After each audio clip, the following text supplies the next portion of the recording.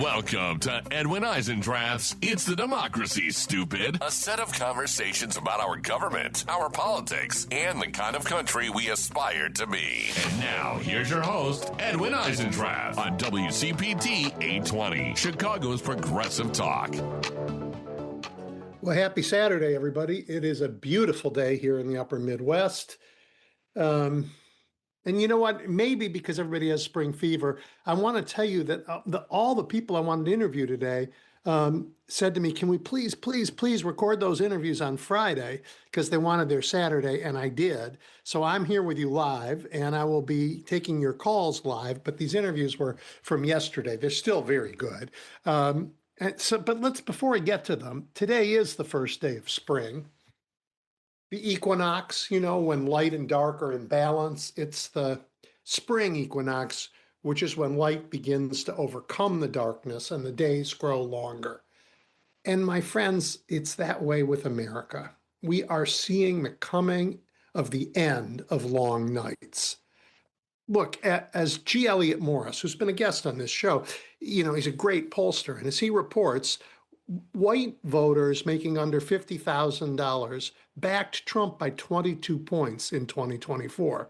Today, he's down 4 points with that group. That's a 26-point shift. Lower income Latinos swung from -7 to -41. That's a 34-point change. Americans are turning their back on this MAGA madness. Here in Illinois this week, we had an election. It was free and fair. The votes got counted. On the Democratic side, a lot of talented people lost, but they lost to other talented people. An embarrassment of riches, as so many have raised their hands to serve in this time of need. And our courts, they're not just holding, they're pushing back against the lawlessness of the Trump administration. But Pete Hegseth, he's been ordered to return the press passes to reporters that he kicked out of the Pentagon. Voice of America, it has to rehire the staff it fired. And RFK this week got told he can't revise the CDC's childhood immunization schedule on a whim, and he can't stack the committee that looks at immunizations with unqualified quacks. No, no, no, said the courts. And Americans are preparing for another round of protests. The next No King's Day is March 28th. So far, more than 3,000 events are planned around the country. That's about 10% ahead of where we were last time. We expect millions of Americans to come out and show to ourselves and to the world that we will not accept the vision of America on offer by Donald Trump. What is that vision? Like every day, he and his gang of incompetent grifters enrich themselves at our expense. Look, when we take back Congress and we restore oversight, we are going to learn so much about market manipulation, insider trading, contractor scandals, and, shakedowns, all of which have weakened our government and filled their pockets. You know what else we'll see? We'll see Republicans pretending they didn't know it. Don't believe them. Don't. And while, by the way, Republicans are burying their heads in the sand about Trump's thoughtlessness and his illegal war in Iran, our allies, like most Americans, are pushing back. Across Europe and in Asia, leaders told Donald Trump they would not make his Middle East war a world war. Politely but firmly, they said, no, we will not join your war. And it is a war. You know what? No one else even knows why he started or what he intends to accomplish it. We all know this. He's never given us a reason. I mean, if it was to change regime, he's failed. If it was to end their nuclear program, he's failed. Chancellor Merz of Germany, he said the obvious part out loud. He said, here's the quote, "To this day, we are also not aware of any concept of how such an operation could even succeed." Yeah, Donald, you can't bomb your way into regime change. You can't bomb your way into changing somebody's nuclear program. Tried it twice. Fools. This week at the White House, Donald Trump hosted Japanese uh, Prime Minister Sane Takachi. Did you guys see that? She came to discuss trade and regional security and energy cooperation. Instead, she had to deal with Trump asking for Japanese minesweepers to clean up his mess in the Straits of Hormuz. And she had to deal with Donald Trump asking her why Japan hadn't warned us about Pearl Harbor. Okay, she was born like 20 years after Pearl Harbor, but that's what he did to her in the Oval Office. And she handled it as well as any diplomat could.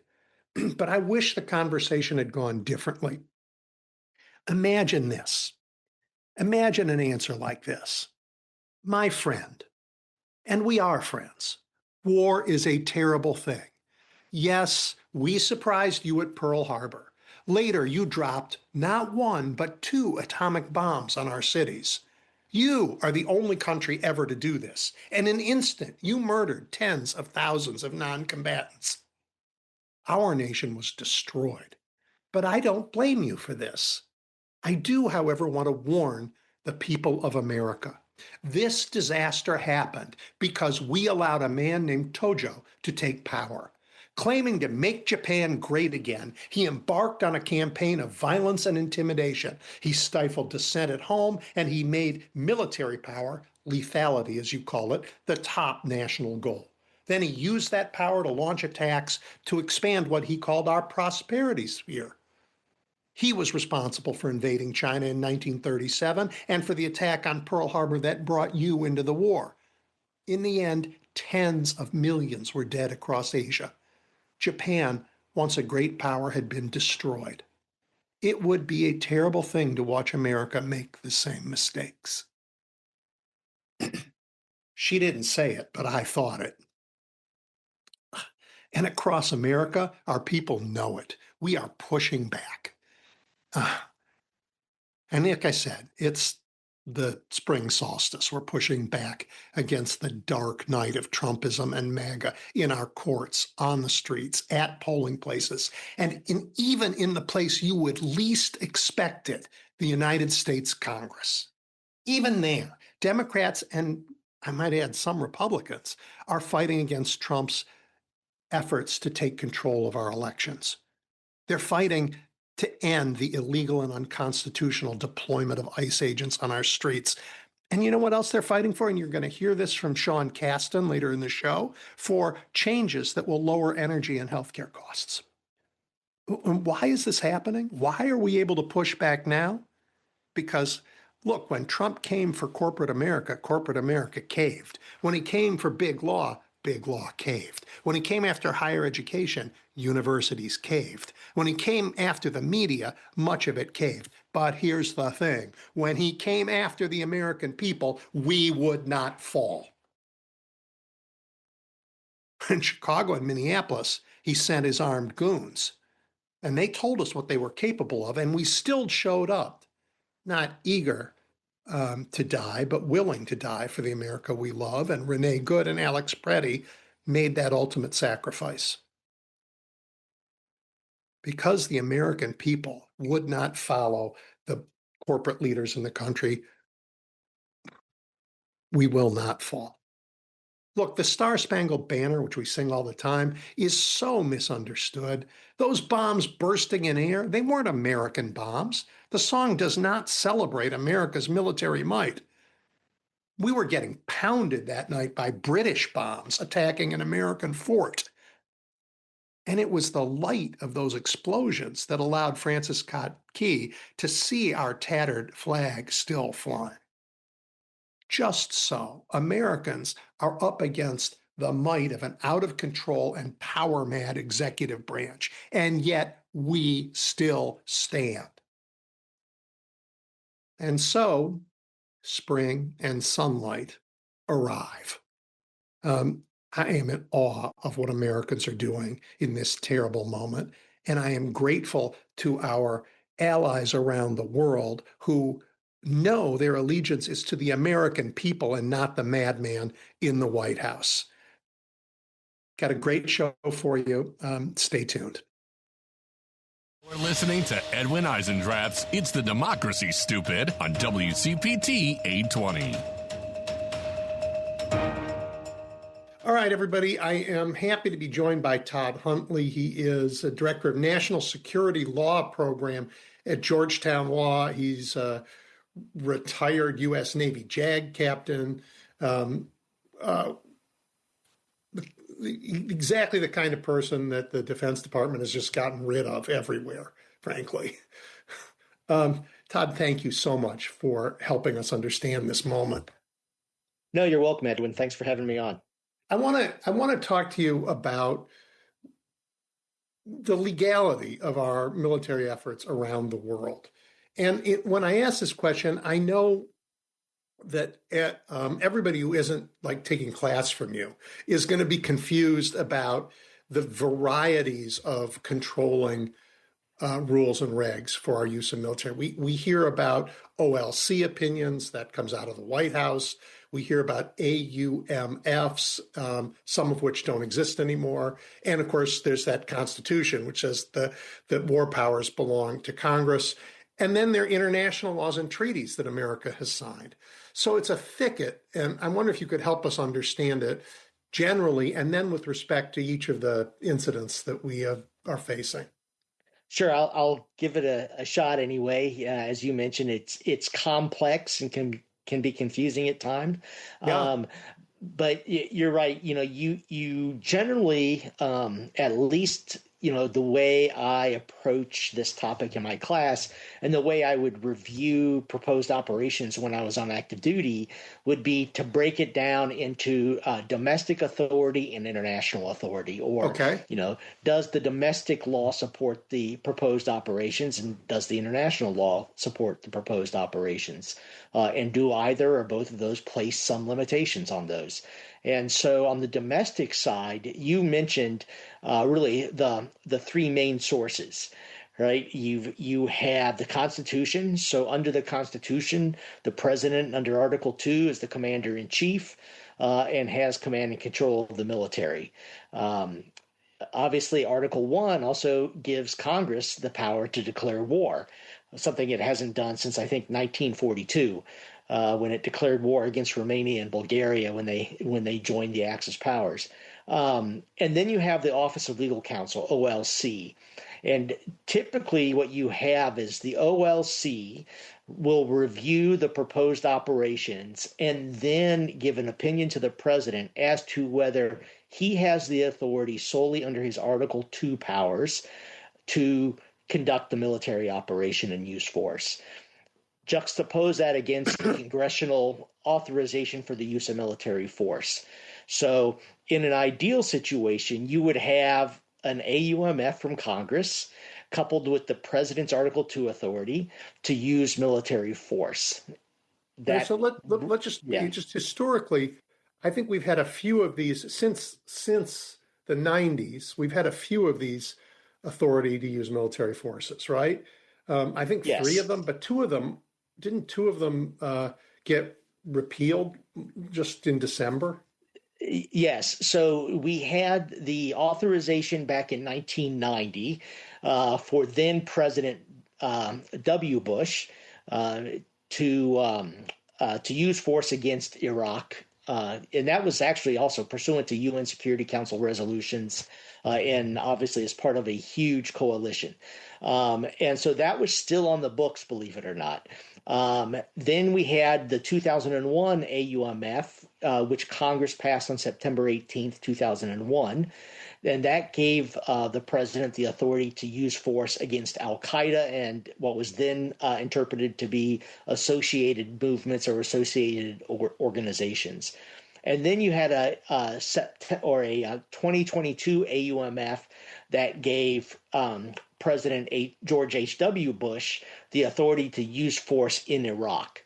And so the first Iraq authorization and that last Iraq authorization are the ones that were rescinded, as you said, in December. Okay. So the one that's left, is it open-ended, and can it be considered to cover what we're doing now?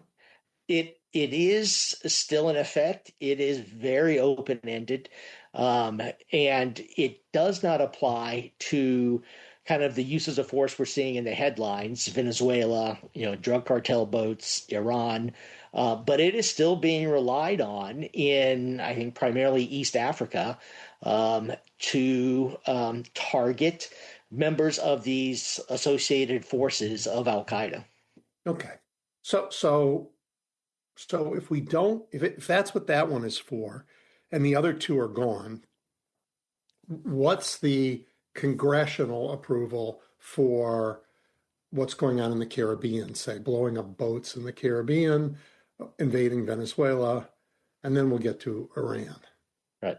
None. The president is claiming he has the power to do this solely as the commander in chief under Article 2 of the Constitution. They have not sought authorization from Congress. Congress has not stepped in to conduct any hearings to try to, prohibit the president from conducting these operations. It is solely based on the claimed Article 2 authority and, also supported by one OLC opinion that's been released in a redacted form, and then two yet to be released OLC opinions. So the OLC opinion regarding the capture of Maduro in Venezuela has been released in a redacted form. There's supposedly a classified OLC opinion regarding the cartel boat strikes that has not been released, although portions of it have been reported in the press as described by Congress, who members of Congress who have seen it or have been told about it, and then I would guess there's also an Iranian OLC opinion, and that also has not been released. I'm obviously too ignorant to understand this. How an opinion about whether the use of force is legal in a democracy is classified. That's a great question. Ideally, you want the president, regardless of who's in office, right? You want the president to have the best legal advice he or she can get. And so oftentimes that's going to depend on classified information, right? Law doesn't operate in a vacuum. It's fact dependent. If the facts change, the analysis changes.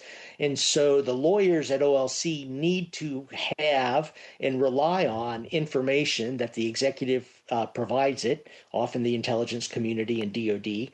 And so that's classified. So yes, I can understand why the detailed legal opinion would remain classified, but there's nothing classified, nothing that would prevent them from releasing the general legal opinion absent the facts. And that's kind of what we have in the OLC Venezuela Maduro opinion that's been redacted. If you look at it, the parts that have been blacked out are not the legal portions, but it's the law that they're or the facts that they were referring to. Okay, so let's talk about that, because I've heard so many different justifications for that. The one that I think they're relying on is, oh no, this isn't a military action, this is a police action, and the military is simply there to protect the police, who are going in to arrest a wanted criminal. That is what's been stated publicly, and that is what is in the OLC opinion, that this is actually a law enforcement action, and that the military is needed to protect those law enforcement officers who are going in to essentially effect an arrest warrant. And the OLC opinion does at least state that this use of the military, even if it's in a law enforcement support role, does constitute an armed attack against Venezuela, and so would create an armed conflict between Venezuela and the United States for at least as long as those forces are on the ground and engaged in the use of force. The president hasn't described what happened in Venezuela this way. No, and perhaps not so much in Venezuela, but I think with the boat strikes and even Iran, the president if he would just stop talking, the legal basis for some of these operations might be a little stronger. Um, because it's a war. No, it's a military excursion. I mean, you hear all kinds of terms thrown out there. So if you just listen to what the president has to say, it's really tough to figure that out. And since the lawyers that provide these opinions really aren't talking either, it really leaves us, the American people, in the dark as to what law they're really relying on. Um, the if I could just say something about the OLC opinions, I think a lot of people, who don't operate in the national security world would be surprised that this, seldom heard of office within the Department of Justice can actually tell the president what he does under the Constitution, and it's very rarely reviewed by anyone. Certainly by not by the courts. And so this authority that the president is claiming under Article 2 has a history going back, some would say, to the 1800s, but certainly at least back to the 80s with Panama, and then Grenada, and then as recently as 2011 with President Obama and the airstrikes in Libya. And essentially what OLC has said is there's a war, and then there's something that's not a war in the constitutional sense, and that's how they describe it. If it's not a war in the constitutional sense, then the president has the authority to order the operation. And what that depends upon is if the president determines something is in furtherance of an important national interest, and if it's of a limited nature, scope, and duration, then it's not a constitutional war and does not require constitutional authorization, which... Well, limited is an interesting word. World War II ended. It was limited, right? In terms of it's not, right. It didn't last as long as our behavior in Iraq. So, I mean, would that have not, could you have done that without asking Congress? No. When they say limited, what they're really talking about is not only a limited time, but a limited number of U.S. forces that are being used, a limited geographic scope where the operations are taking place. So, not something that's worldwide, involving 1 million plus members of the armed forces.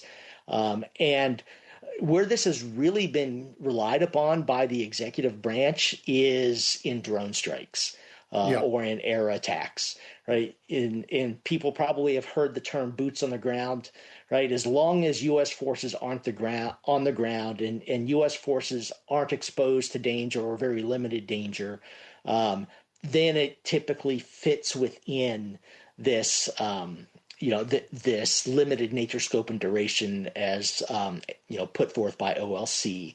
And I think you can make an argument that it's the operation in Venezuela, the strikes against the cartel boats probably fit into that category. Iran is but tough. I don't see how Iran. I don't see how you do that with Iran. Well, before we get to Iran, I want to stay in the Caribbean just for a little bit longer. And I was sick to my stomach when I heard that there were 2 survivors clinging to a boat, and we ordered a second strike to kill them. And I these double tap strikes have a terrible history. And so just could you like, what is, I mean, I know the Admiral said he actually went and asked people in your former profession, what if we could do this? What to talk us through that? Sure. So, a double strike itself isn't necessarily unlawful, right? If you were to hit, say, for example, a military tank and it's not destroyed, you could attack it again, of right? Course. In this situation, what you have, though, are, things that would otherwise be civilian boats, civilian personnel, that are now being categorized as military objects and considered as lawful targets. And so what the argument is, at least as far as I've understood it from press reports, that the boat was not destroyed. There were at least a portion of it still afloat. I guess perhaps still with some drugs on board, and the rationale for the second strike was to destroy the boat and the drugs. Problem is that this isn't some Al Qaeda camp in the middle of the mountains. This is at sea in international waters, and so the law of naval warfare applies. And the law of naval warfare says, if you have people who are shipwrecked and in distress in the water, they're to be rescued, they're to be protected, just like somebody who is injured and out of the fight on land. And so this is where the rub comes in that there's a different obligation with those two individuals in the water. What is the law of naval warfare? Is that an international treaty or is that an American law? So that is international law. It's both international treaty and customary international law. Is developed over hundreds of years. The primary international treaty would be the Second Geneva Convention and the Hague Conventions, but a lot of it, and especially in this case, because the administration is claiming this is a non-international armed conflict with these non-state organized armed groups. Therefore, really customary international law. But perhaps one of the longest standing rules, obligations of naval warfare is you rescue shipwrecked personnel. Yeah. Literally the example in the DoD Law of War Manual as to a war crime is shooting shipwrecked personnel. How do you know in all of these engagements in the Trump administration, and we've used force now in, I don't know, Syria, Nigeria, Iran, Venezuela. Have we ever taken prisoners of war? Do we have any from these? Any? No, not recently. Well, and is it your sense that it's possible that with our overwhelming use of force, 0 people have ever tried to surrender? No, and reports again are that these two individuals were waving their hands above their heads, trying to attract help.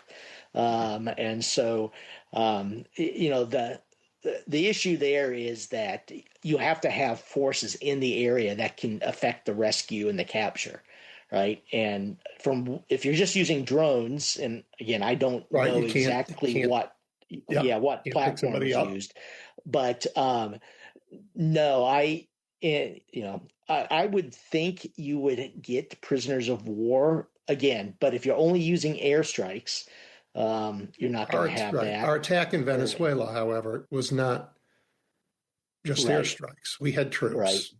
And there again, I would not expect prisoners to be taken in that case. I wouldn't now.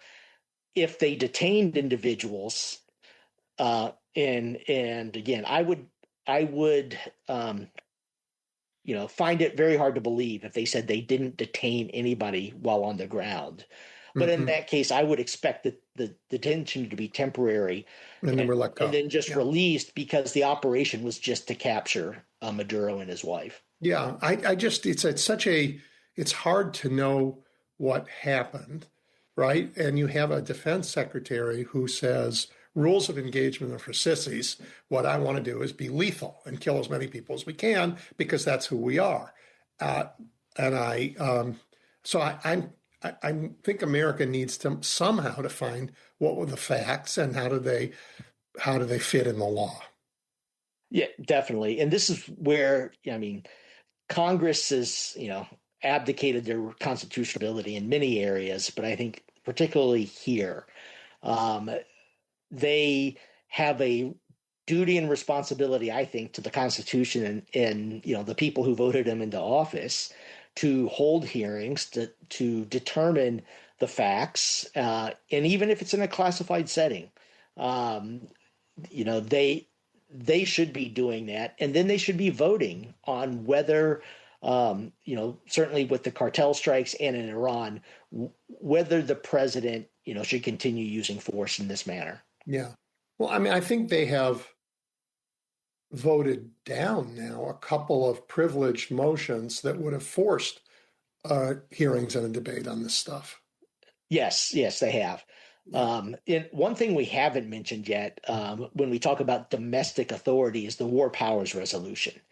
And people often, I guess, confuse or conflate what the War Powers Resolution really does.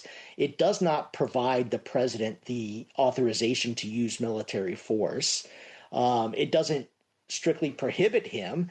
All it does is recognizes that there are certain cases where the president may have to use force without going to Congress, and that in those circumstances, he has 60 days before he is to stop that use of force or stop the introduction of U.S. forces. And at that point, the operation should cease unless Congress has met and given authorization. Well, that unfortunately, I think, is going to become an issue because he's not going to be out of there in 60 days. So I hear from people who are sympathetic to the administration, oh, well, the War Powers Resolution is unconstitutional. Yeah. Can we expect, as with other things the administration finds unconstitutional, for them to ignore it, and then somebody has to go to court and try and enforce it, and 60 days turns into 3 years? Yes. And what is interesting, if you look back at executive action going back the last 50 years, 40 years at least,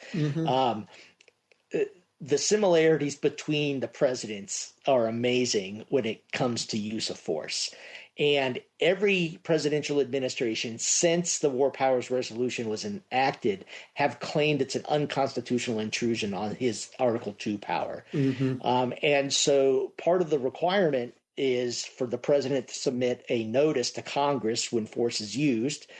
And when they do, they always put in the letter that this report is consistent with the War Powers Resolution instead of pursuant to.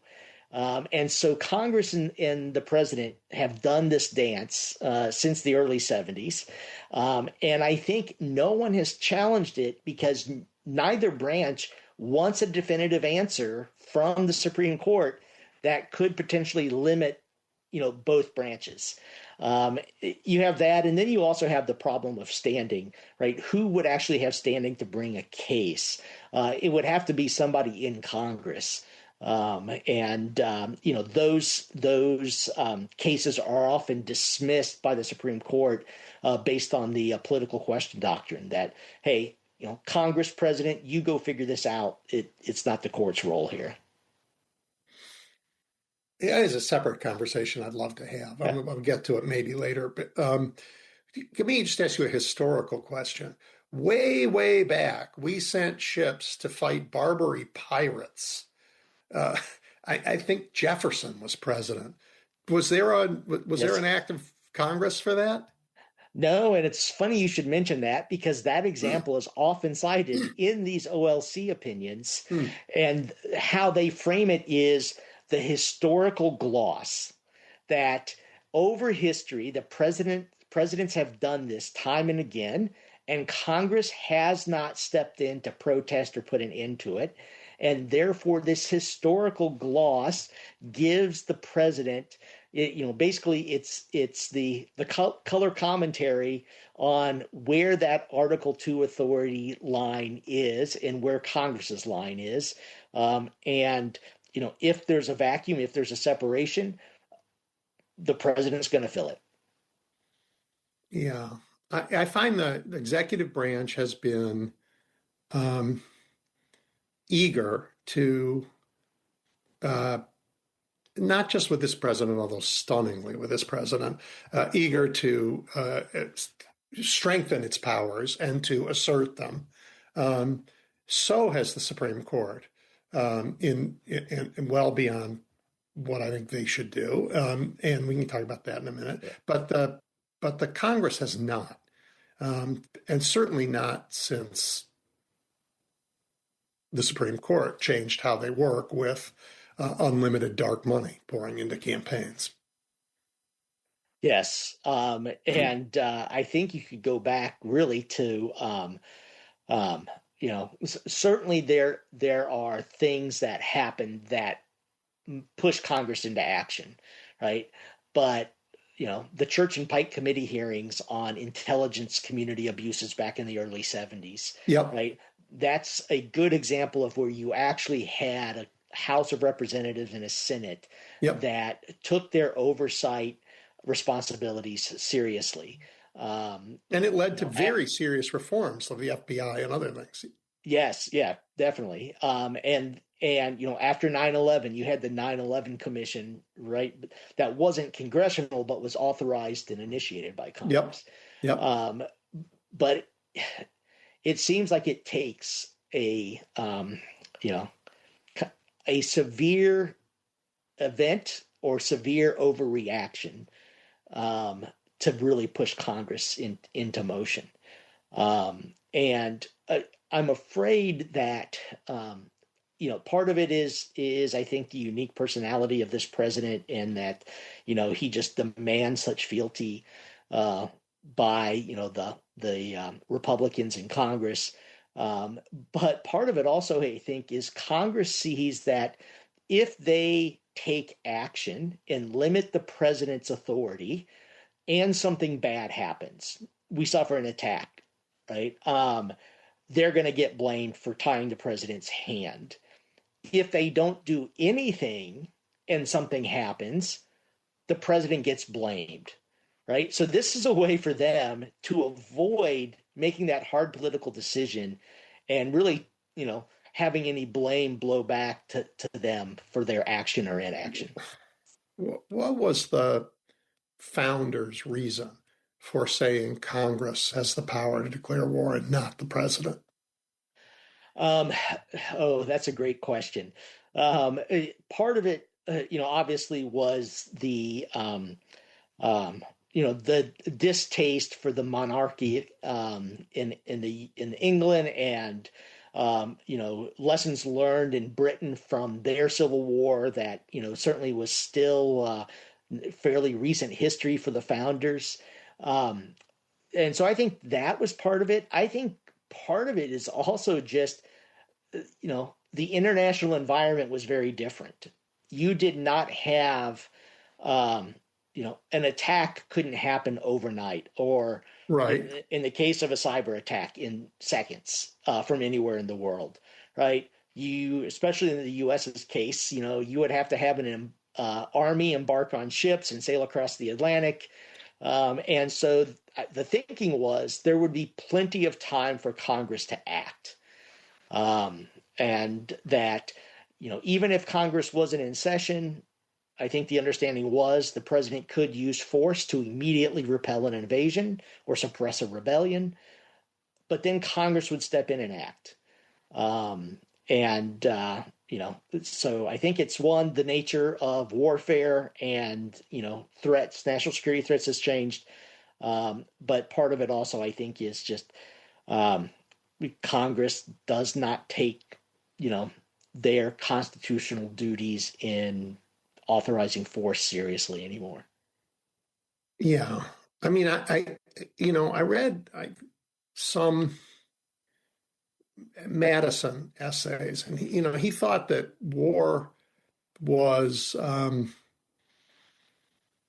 it had honors, it had emoluments of office, it had all these things that could be multiplied all to the aggrandizement of the executive.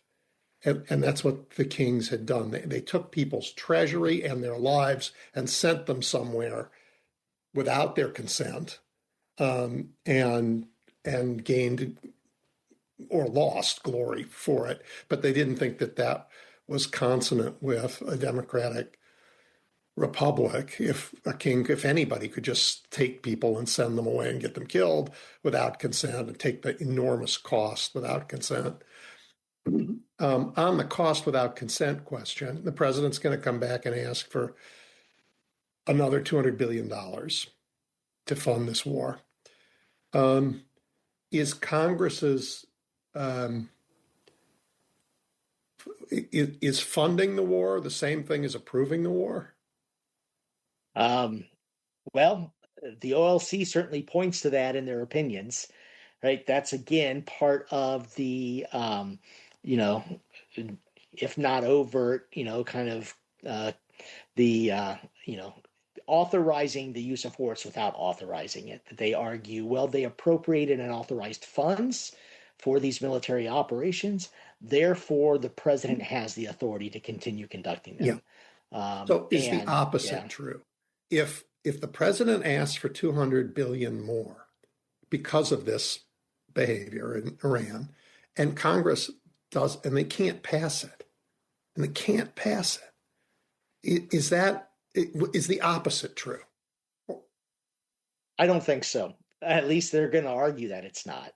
Right. What they will do is they will use, other funding. They will redirect other funding that's already been appropriated to continue these operations. Now, Congress could cut, other funding so that limits the president's ability to do that. Congress could also go as far as to put a provision in the National Defense Authorization Act or, an appropriations that, no funds appropriated by Congress shall be used to. Right. Congress has the power to stop this if it wanted it. Yeah, right. Just exploring the possible ones, not the ones that'll never do, for reasons you've stated. Yeah. Yeah. All right, so let's talk about the legal basis for what's going on in Iran. We've covered the Caribbean and Venezuela, but now you said that the authorizations that exist don't really cover what's going on in Iran, and there are international treaties and other things. Like, in what sense is this a lawful war? No, to me, it's a little ironic because I see the boat strikes and the Maduro raid as being clearly unlawful under international law, but having, whether you agree with it or not, having some domestic legal basis, if you accept the OLC opinions. Iran, I see as being just the opposite. I don't think there's any domestic authority for the president doing this because it's not limited, as required by the OLC opinions. But you can make it, it's a stretch, but I think you can make an argument that international legal authority is there. And based on two things. One is, Iran's attacks against Israel and collective self-defense, U.S. basically coming to the collective self-defense of Israel.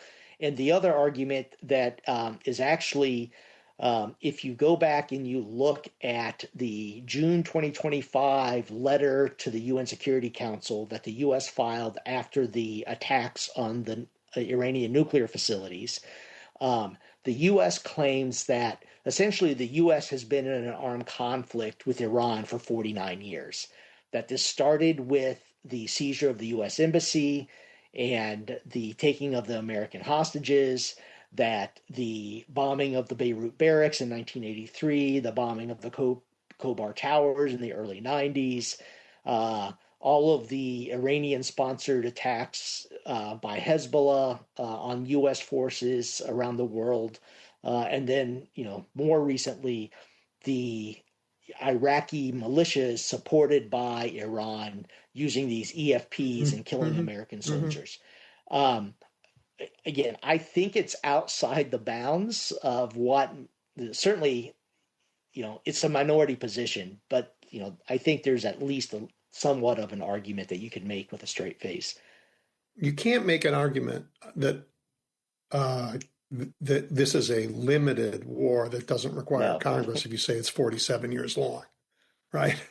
Exactly, and that's everything they do kind of cuts the other way. They'll mention a fact or give a legal argument, and then. But let's take it seriously for a minute. I mean, Iran has been a bad actor on the stage for decades, right? And they have funded militias all around that region that have been enormously disruptive, at least disruptive to what Americans of both parties have said have been American interests, right? Arguably, Russia's behavior in Europe, it fits the exact same example. Would you say to, have we been at war with Russia for decades? And I mean, and if we are, like, who's winning? You know what I mean? It's a very Right. strange question when you put it that way. You have adversaries, you have people who disagree with you in this planet. That's that doesn't mean we're at war with everybody. Yes. Yeah. I think Iranian actions have been more direct than Russian actions.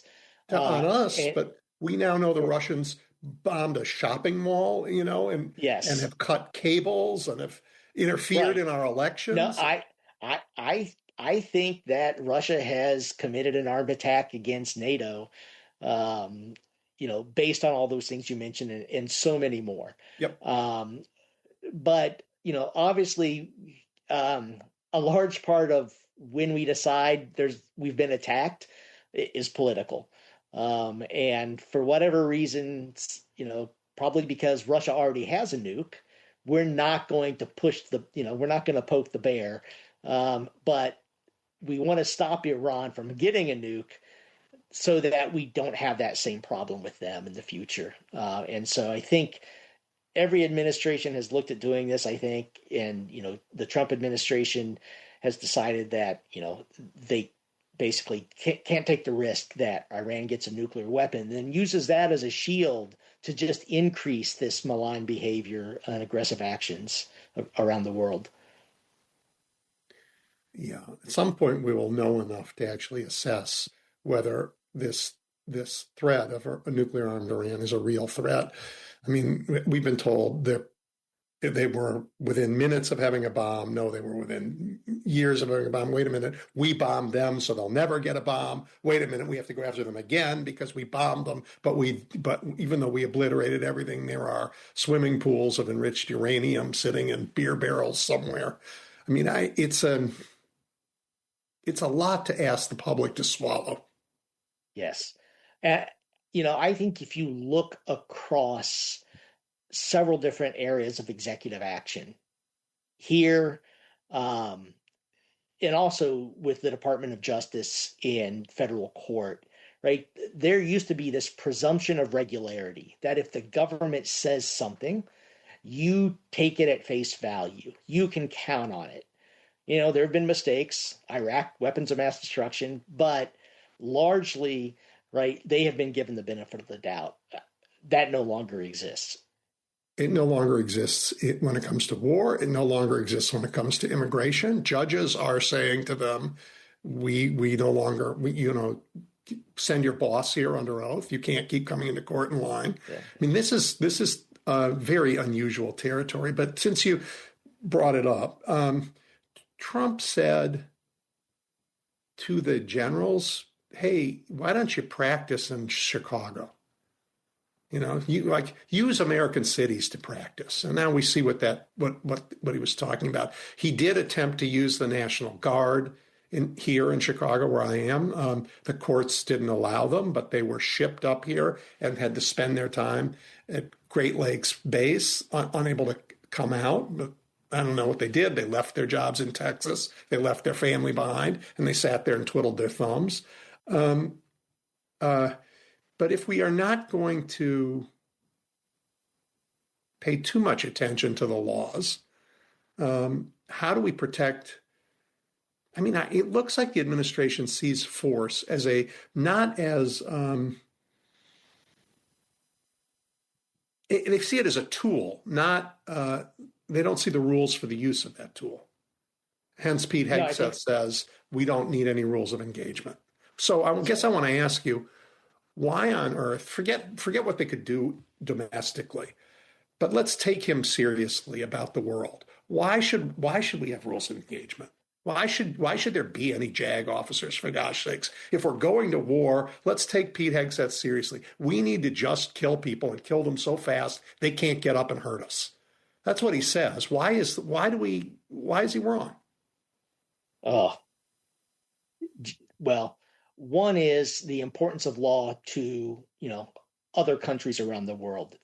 I don't think we can effectively operate ever without partner nations. And I think we're seeing that in the Strait of Hormuz right now. Yep. And international law and rules of engagement are important to those other countries. It's important to the citizens of those other countries. And so if we want to gain their support, we need to be seen as complying with those international laws. So we're going to lose international support. Um, I think one of the ones that maybe hits more close to home is it helps prevent moral injury to our soldiers. We want to be seen as being the good guys. When we ask our sons, daughters, husbands, wives to go to war, to kill people, to see their friends killed, um, it should be done for a just cause, right? It should be moral.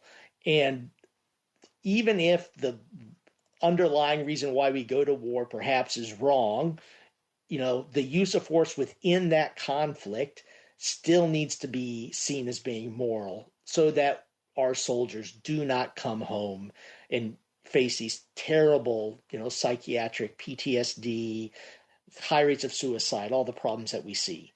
That's very important.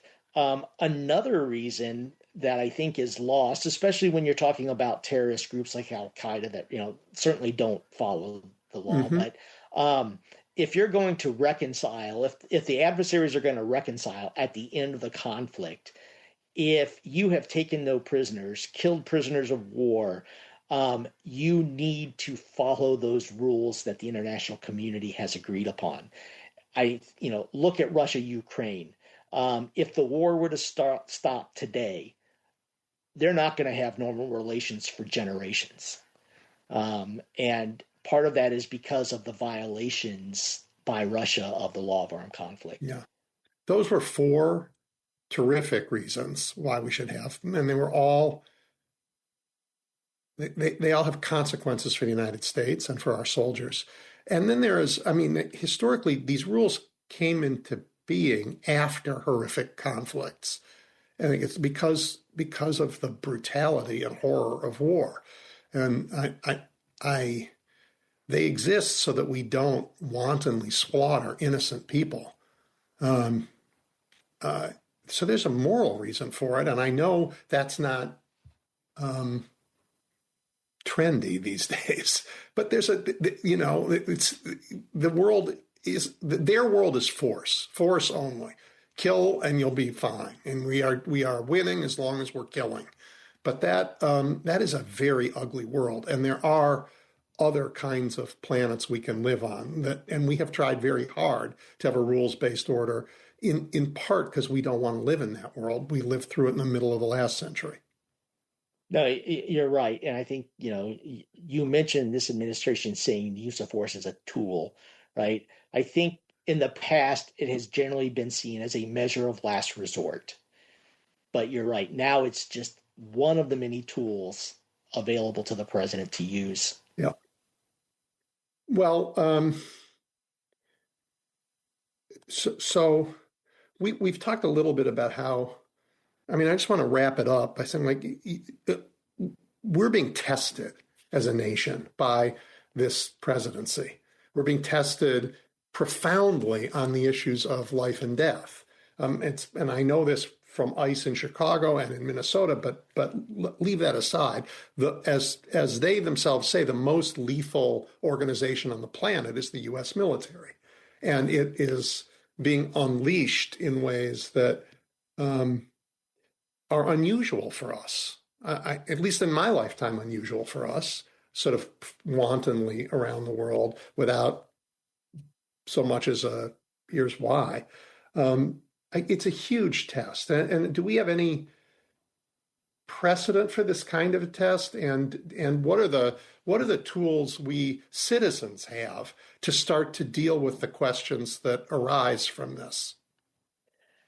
Oh, in my lifetime, we haven't had a test like this, I think. Yeah. And I was very young during Vietnam, so I don't remember much. But you may have been wrong, but it was explained to us. Yes, yes. And they had the Tonkin resolution, as bad as it is. They did go to Congress. They did, yeah. Yes. So I think you had that, and certainly as a part of that were all those abuses that we mentioned with the Church and Pike committee hearings, right? So, that whole period, the civil rights movement, the need to use National Guard and federal troops to protect, African American children trying to go to school. So that might be close. I don't know. It certainly seems like this, at least to me, is different. And I think part of that is because Congress has essentially just rolled over. Yeah. So what are we to do? I mean, I'm struggling with how do I conceive of this? What are the tools we have to, lift ourselves up in some ways, to not be in this place which I never thought the United States was, where the only truth, what was it Mao said? Truth comes from the barrel of a gun. I mean, Yes. Yeah. It's easy to get to and feel hopeless. And I think, one thing just to get past that is, be involved in your local community, and stay involved in your local community where you can personally make a direct difference, a direct impact. So I think that's important. Yeah, building civil society is really important. Yep. Exactly. Not complying preemptively, right? You're describing, let's see. First, we talked about this little book. Yes. Right. And now you're describing the tools in this little book. I was just going to mention Timothy Snyder and Applebaum, right? Yep. A couple of great authors who've put forth some of these same ideas. Yeah. And so I think that's important. And then I think vote, get involved in your politics, local politics. And I'm nervous about what's going to happen in November. I think the only way that this, does not go south, go badly, is if people turn out in such overwhelming numbers that they just can't contest every single election everywhere. Todd, I hear you, and I believe we will. I think they will contest some of them. Anything where the vote needs 4 days to decide who won, they'll claim it's fraudulent and they'll send their troops in to take the ballots. But I think it's going to be an overwhelming repudiation of this dark and dangerous vision of the world that these guys have. Yeah, I hope so. Yeah. Well, thank you. Listen, we've run out of time. I really appreciate your spending this time with us and help us understand, the sort of the legal frameworks for thinking about our uses of force around the world. No, thank you, Edwin. You're listening to Edwin Eisendrath's It's the Democracy, Stupid on WCPT 820. All right, everybody. I'm happy to be joined by Jonathan Shorman, who covers democracy for Stateline. That's the national publication of the fabulous States Newsroom. And you guys know about States Newsroom. And I want to just say again, if you don't find them online, support them. They're in every state in the country covering news that we really need covered. Before Jonathan was at Stateline, he was the lead political reporter for the Kansas City Star. And he covers democracy. So as you can imagine, it's a topic we're really interested in here. Jonathan, hello there. Welcome. Hi, good to be here. I want to start just by reporting out something myself, and that is that this week, the VDEM, the Varieties of Democracy Project based in Gothenburg, published its annual report on global democracies. This is something they've done, I don't know, for more than a decade. They collect tens of thousands of data points and report on nearly every country. I teach their stuff when I teach democracy. They consider democracy as a system with 5 principles: electoral, liberal, participatory, deliberative, egalitarian. And this year, they found that the U.S. has gone backwards farther and faster than ever before. They do not think we qualify as a real democracy anymore. In fact, they claim the only area where we still have a lot of democratic strength is elections. And now that's a target. Jonathan, that is something that you've paid a lot of attention to. Right, right. I think a lot of people would say that one of the strengths of the American electoral system is its decentralized nature, where we have 50 different states running 50 different elections. And each of those states can have their own rules or their own, kind of ways of doing things. And I think for a long time that was thought of as maybe potentially a weakness. Don't we want to standardize? Don't we want to have kind of necessarily consistent rules across the entire country? And certainly for some things, you could very well say that we do. But I think in recent years, a number of people, frankly, in both parties, have grown to appreciate how our decentralized election system really kind of serves as a bulwark against widespread fraud or tampering or attempts to really overturn elections. And so I don't know specifically if that's what that report was looking at in terms of the electoral system. But I think in general, when people think of the strengths of American elections these days, that is one of the things they point to. Yeah. Before we dig in further, just for everybody's benefit, there's a difference between standardizing and centralizing. Right. So we have standard rules. You have to be 18 years old to vote, period.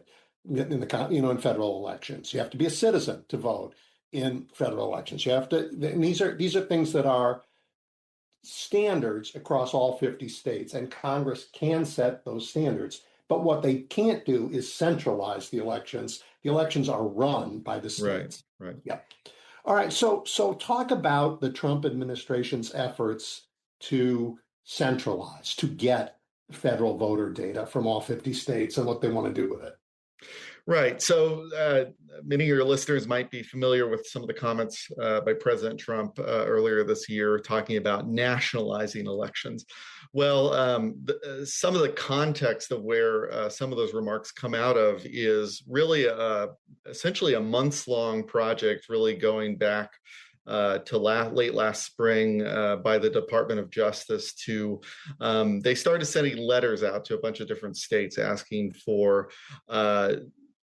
copies of state voter lists. And going back to our earlier point, when we talk about how we don't have a centralized system, part of that is each state maintains their own voter list.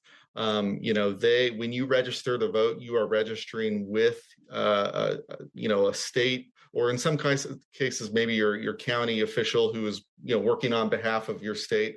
And there isn't a national voter list. This is by intention. This is the system we have.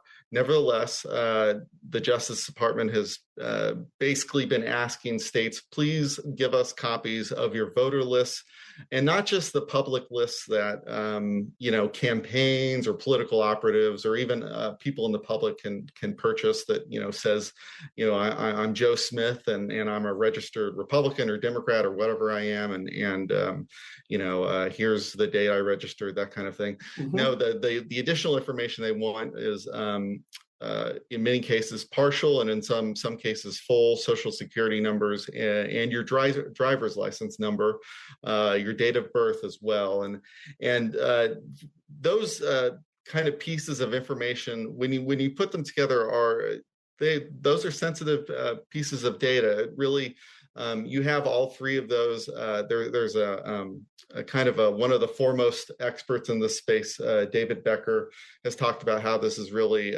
when we have those three pieces of information, you really have kind of the holy trinity of identity theft, or at least the potential for identity theft.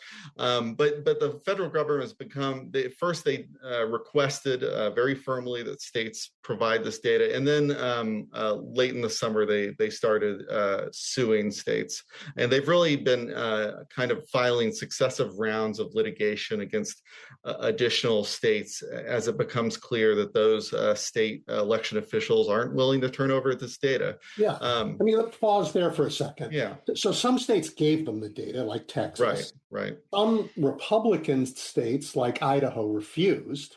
Right. Most of the blue states refused. And I think They're suing like 30, right? 29 states and DC, I think, right now. Right. As far as I'm aware, there are no Democratic states, or at least states with Democratic top election officials that have turned over this data.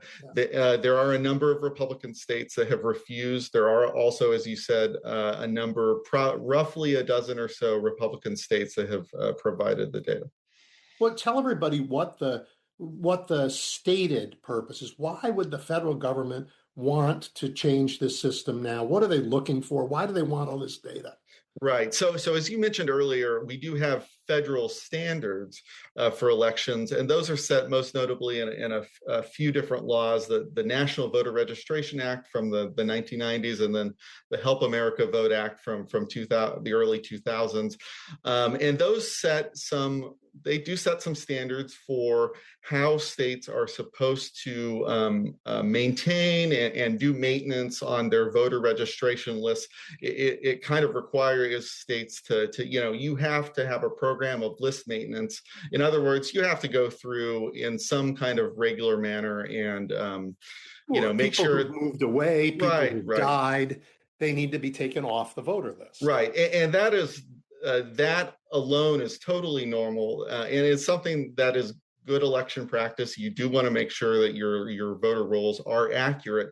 However, and where the concern has arisen is they are basically using that to say there's nothing in those laws that specifically says, and therefore DOJ is allowed to access this data. Now, the DOJ, their argument is that yes, these laws, you can read into these laws that yes, they do allow us this access. You should give us this data. But then the next step after that's really caused concern is the DOJ is wanting to do their own analysis of this data to say, well, we've looked at this data and we think here are, 1,000 registered voters in your state that we think, maybe shouldn't be registered. Maybe they're not citizens. And that there's really nothing in federal law that provides or affirmatively gives the Justice Department the authority to do that. So that is so the stated argument is we need this data to ensure compliance with the NVRA and HAVA, as those laws are called. But the concern really arises because DOJ has also said, well, the way we're gonna do that is analyze these voter rolls ourselves, and that's really that's the role of state officials to kind of do those analysis and do that voter list maintenance, not the federal government. Right. And the rhetorical context of this is Democrats can't win without cheating. They are making it so that illegals can vote everywhere, and we have to stop that. So this is really this is the political context and the political rhetoric around this, and it gives you some idea when they say they're going to be looking at these lists to clean them up. They're going to run them through a piece of software, interestingly called SAVE, and we'll get back to that name in a minute. And that is supposedly a database of citizens. But you've seen some errors in this, yes? Right. So there is Homeland Security has kind of refashioned since during the second Trump administration has refashioned this kind of online tool that they have called SAVE, and it's a whole acronym. Please don't ask me what it is on the spot. But it's really, just as an aside, it's really difficult because we have the Save America Act, we have the SAVE tool, lots of saving going on apparently. Mm-hmm. But the SAVE tool it used to be a program where a state would or an entity would run search a single name, and it would run that name through a series of federal databases, and basically it would say, this person is a non-citizen, but they are eligible for these various federal supports or programs. And so it was searching known non-citizens for eligibility for what kind of benefits they might be entitled to. The system has really been turned on its head now, so that it is now a citizenship verification tool where you can do these bulk uploads. So Homeland Security, DHS, has been encouraging states to just send their entire voter lists, millions of people through this system all at once. It does a search of all of these names, and it basically looks at all these different databases the federal government has that might say have evidence of whether someone is a citizen or not. And it says, yep, all of these names, this database or this tool says they're citizens. And here's, here's the subset of folks where they might not be citizens because, we can't verify through the SAVE tool that they are. Now, in some cases, what happens then is that data is sent back to the states, and the states then have turned around and sent notices out to these voters that say, hey, this tool says you might not be a citizen. You need to kind of affirm, provide us some proof of citizenship here, or we're going to cancel your voter registration. Now you can see why that would be burdensome for individuals, but the point that you were making earlier is that there are documented cases and instances where SAVE has wrongly flagged registered voters who are in fact citizens, various reports from election officials around the country who've kind of dealt with sorting through these lists, say that those rates of error, it's not like 1 or 2%. It can be substantially higher than that. And so, that can, in turn, kind of disadvantage American citizens who are registered, who now have to turn around and maybe offer proof where, someone else down the block doesn't have to do that. Yep. And you go through this process enough and you start kind of culling out people from lists who really shouldn't be pulled. Okay, so they've sued, and what's happened in those suits? They have lost and lost and lost, and now appealed and appealed and appealed, right? Right. Well, they have, as you mentioned, we're up to at least as of this week, the 29 states have been sued, plus the District of Columbia. Given that these lawsuits, really, the first of them were filed way back, I think, late August or early September, and the latest of them, I think, were filed last month in February. The earliest of those lawsuits have now made it all the way through the district court process, where in California, Oregon, and Michigan, federal district court judges have dismissed those lawsuits. They've ruled against the Department of Justice, saying, these basically on the merits, saying these claims aren't merited, and we're tossing these lawsuits. The Justice Department has appealed those decisions. That's normal. That's part of the legal process. What is abnormal or unusual here, and this is what I wrote about last week, is that in those appeals, the Justice Department is now telling the appellate courts, hey, we would like you to rule very quickly on these decisions or on these appeals, really in a matter of weeks.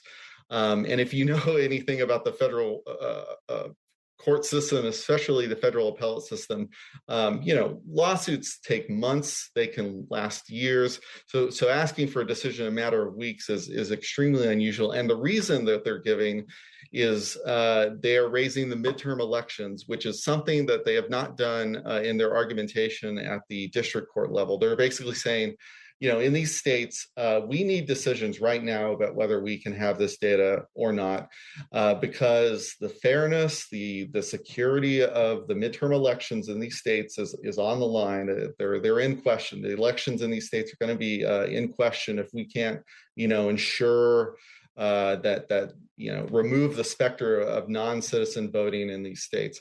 And so that is kind of the real unusual and new element here, which is they're trying to kind of introduce a sense of urgency that didn't exist before, and really trying to kind of, I think my reporting suggests this, that kind of lay the groundwork to say, if we don't get this data, maybe we can't be sure about the security of the midterms because, we couldn't really ensure that there weren't non-citizens that were registered. Now, so Jonathan, in any of these cases that you've seen, I've only looked at a couple, so I don't know this. Right. But when I looked, I'm like, okay, they're saying it's urgent, but I looked for any evidence, even in their appeals, something that says, look, here's the evidence that fraud is going on, and I've never seen any. They don't have any. Right. That's the kind of the interesting, one of the interesting pieces of how this is playing out is none of these cases make any specific allegations of fraud. At no point are they saying that, here's 5 instances in Michigan where a non-citizen voted, or in California or whatever, and that's why we need to do something. It's just saying we need this data to look and see if non-citizens are registered, and kind of trying to create this aura of doubt, or this cloud that says, if we can't do this and kind of remove all doubt, then how can we be sure? But we are sure because there's been numerous studies on this. There's been numerous examinations that have consistently found that non-citizen voting is extremely rare. It's just mathematically minuscule. Never enough to impact any election. Right. Never. Okay, so they're once again spending a fortune, tying up the courts in their, these are my words, not yours, in their lie that elections are fraudulent when they don't win.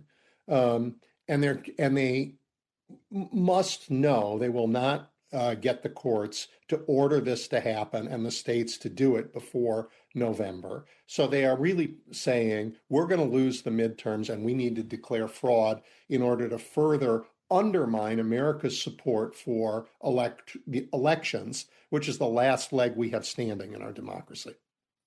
It's shocking, absolutely shocking. All right, so at the same time, Congress is now debating the so-called SAVE Act. Now here the acronym stands for something different, but it stands for the same thing, which is to say we are claiming that non-citizens are voting. And so we have one path through the courts to mess with the voter rolls, and we have another one that will require proof of citizenship. And I'm lucky to be talking to you because you've lived through this, because Kansas actually did have a proof of citizenship law. I don't remember when that was. It was more than a decade ago, I think. How did it work?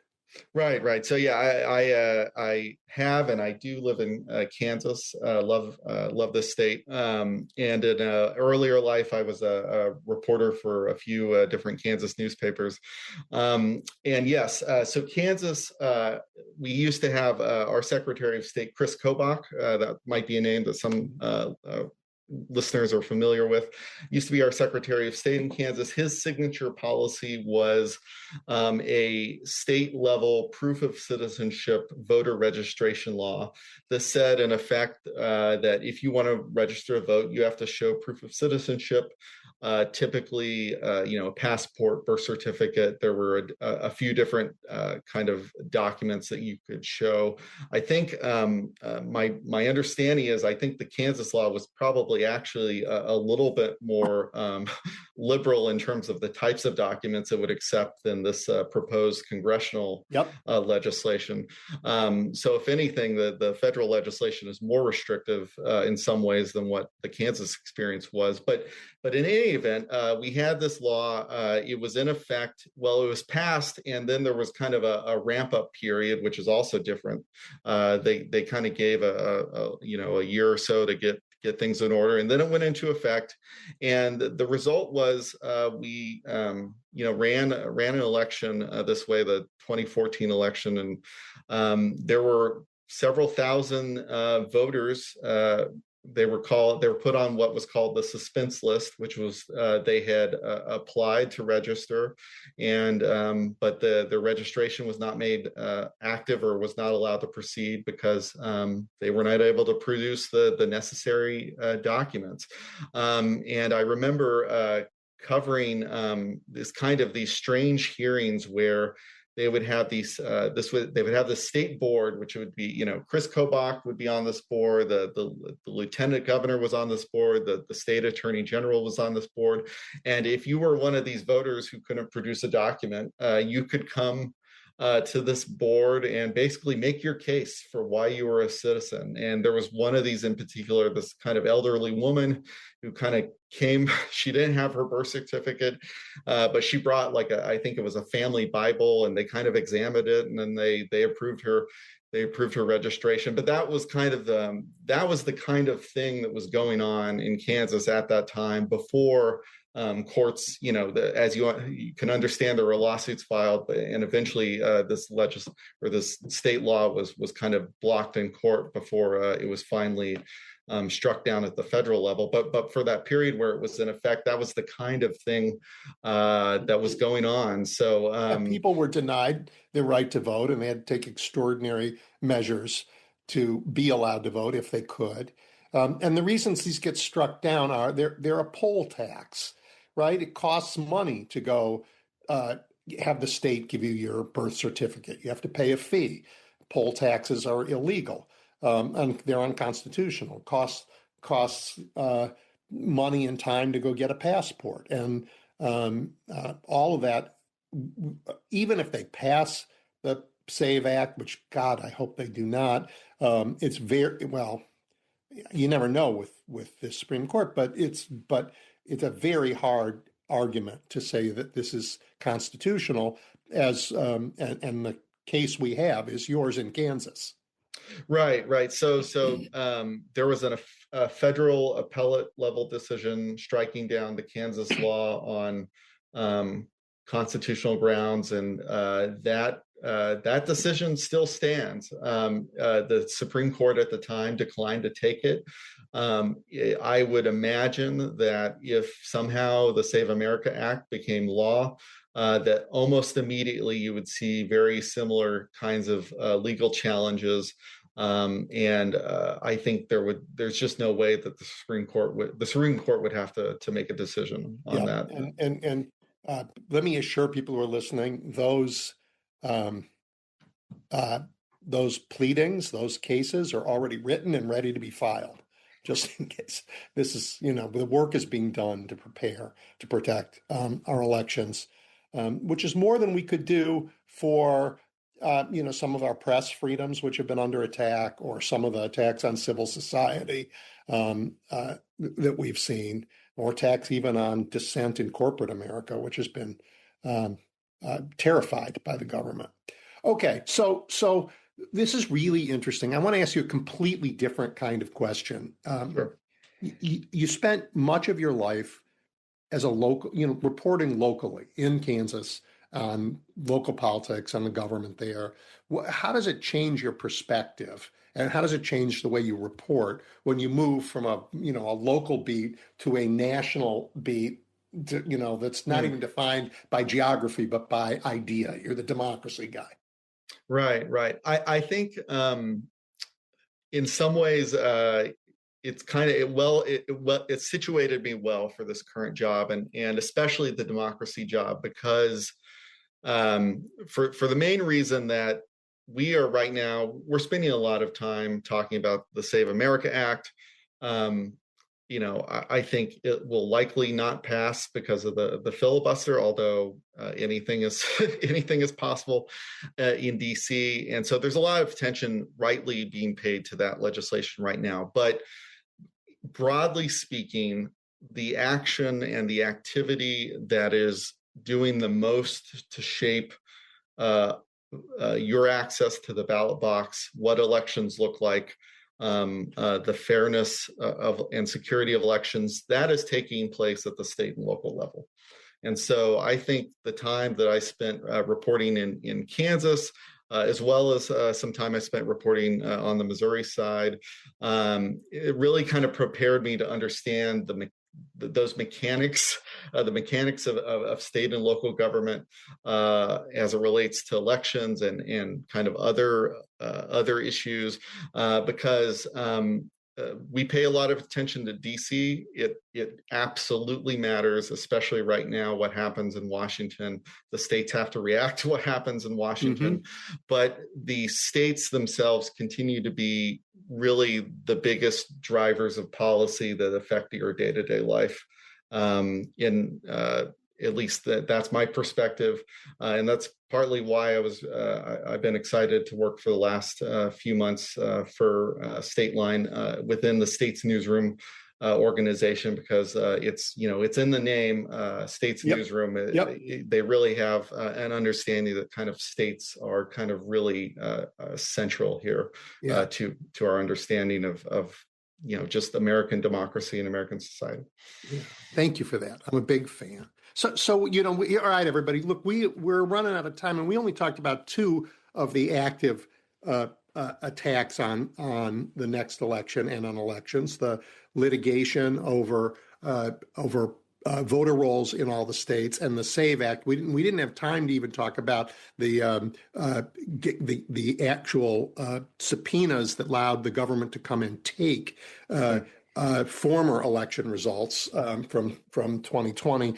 But look, there is a full-on attack on American electoral democracy, and voting is our last opportunity to have a say in it ourselves, and we have to protect it jealously. And one of the best ways to do that is to report on efforts to undermine it. So, Jonathan, just thank you very, very much. I really appreciate your time today and the work that you do. Well, thank you, Edwin. That's very kind, and really appreciate you having me on today.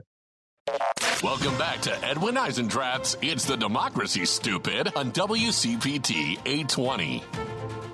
All right, everybody. I'm happy to be joined again by Sean Casten, who represents Illinois' 6th Congressional District. As you all know, he is unusual congressman. He's a molecular biologist and a CEO of a company that actually tried to do something about energy costs and climate change. And he is, he's a walk and chew gum at the same time kind of congressman. He can do the politics, but he also does the governing, and that's very tough to do. Congressman, welcome back. Thanks. So good to be here.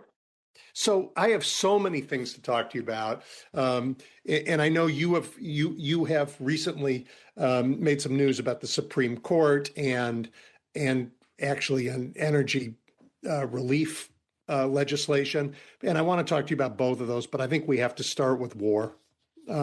What's your take on where we are in this Middle East war, and what's it going to take to extricate ourselves the right way? So we are absolutely nowhere good, and I am furious at my colleagues for not voting to object to Trump's ability to declare this war. We've had multiple briefings in classified and non-classified settings, and while I can't talk about what we heard in classified settings, I can absolutely share what we didn't hear. We did not hear anything that would suggest that there was any logical pre-planning for this war.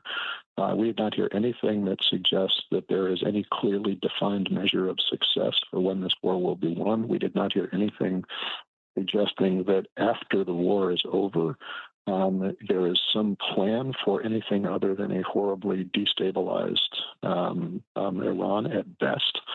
And every day this goes on, they dig us deeper and deeper. I mean, what have we spent? $20 billion so far? You now have the White House suggesting that they are so concerned about the impact of this war on the price of oil that they'd like to lift sanctions against Iran. What kind of a moron do you have to be to say we are sanctioning a country that is exporting terrorism, we're going to attack that country, and now we're going to lift the sanctions so that they can make more money? I can answer that question, Congressman. You have to be the kind of moron that's currently sitting in the White House, and he did the same thing with Russia. It is just absolutely, there is no plan at all. And, and meanwhile, it's hard to put this into words. I mean, to assume that invading Iran would not lead to a spike in disruption in global oil markets. The only way that you come to that conclusion is if you have never looked at a map. like anybody who has looked at a map looks at it and says, okay, here's the Straits of Hormuz, here's where Iran sits, here's where oil ships through. None of this should have been surprising, and it's not clear that they had any plan. Every time he looks at a map, he sees a body of water. He calls it the Gulf of America. He doesn't know. Well, yeah, and frankly, look, oil is the issue that hits closest to home right now because everybody's seeing it at the gas tank. But at a larger sort of geopolitical level, you have this issue where Iran is not liked by any of the countries in the region. They've been an exporter of terror. They've been, they're not particularly liked, not just by the Israelis, they're not particularly liked by the Saudis or the Emiratis. At the same point, this is a country of 90 million people. The Iranian people are not the Iranian government. And I think the theory that you might at some point get to a government that's more reflective of the will of the Iranian people and the people who showed up at this protest, that's a great theory. We've had that for a long time. The idea that you could achieve that end militarily rather than diplomatically,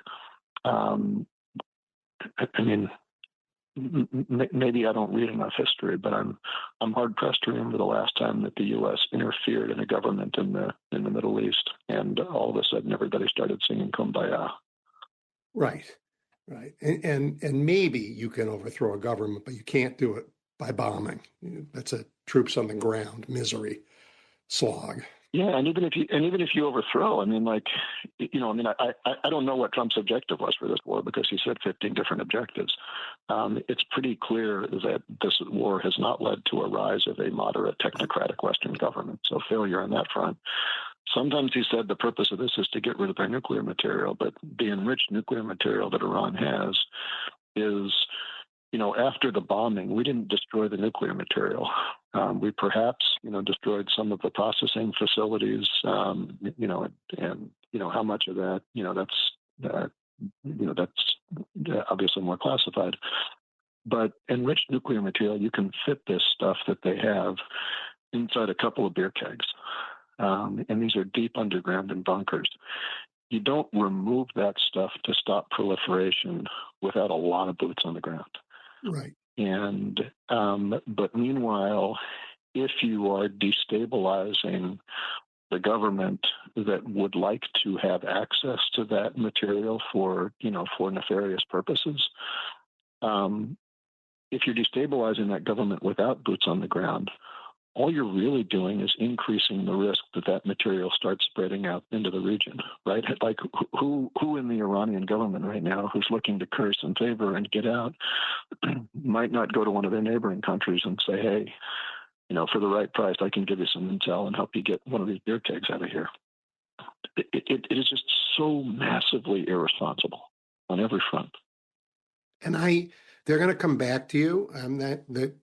Already the big bill gave $150 billion more to the Defense Department. It's now $1 trillion budget, and they want $200 billion more, ostensibly to create a canal zone around the straits, occupying a good chunk of both sides.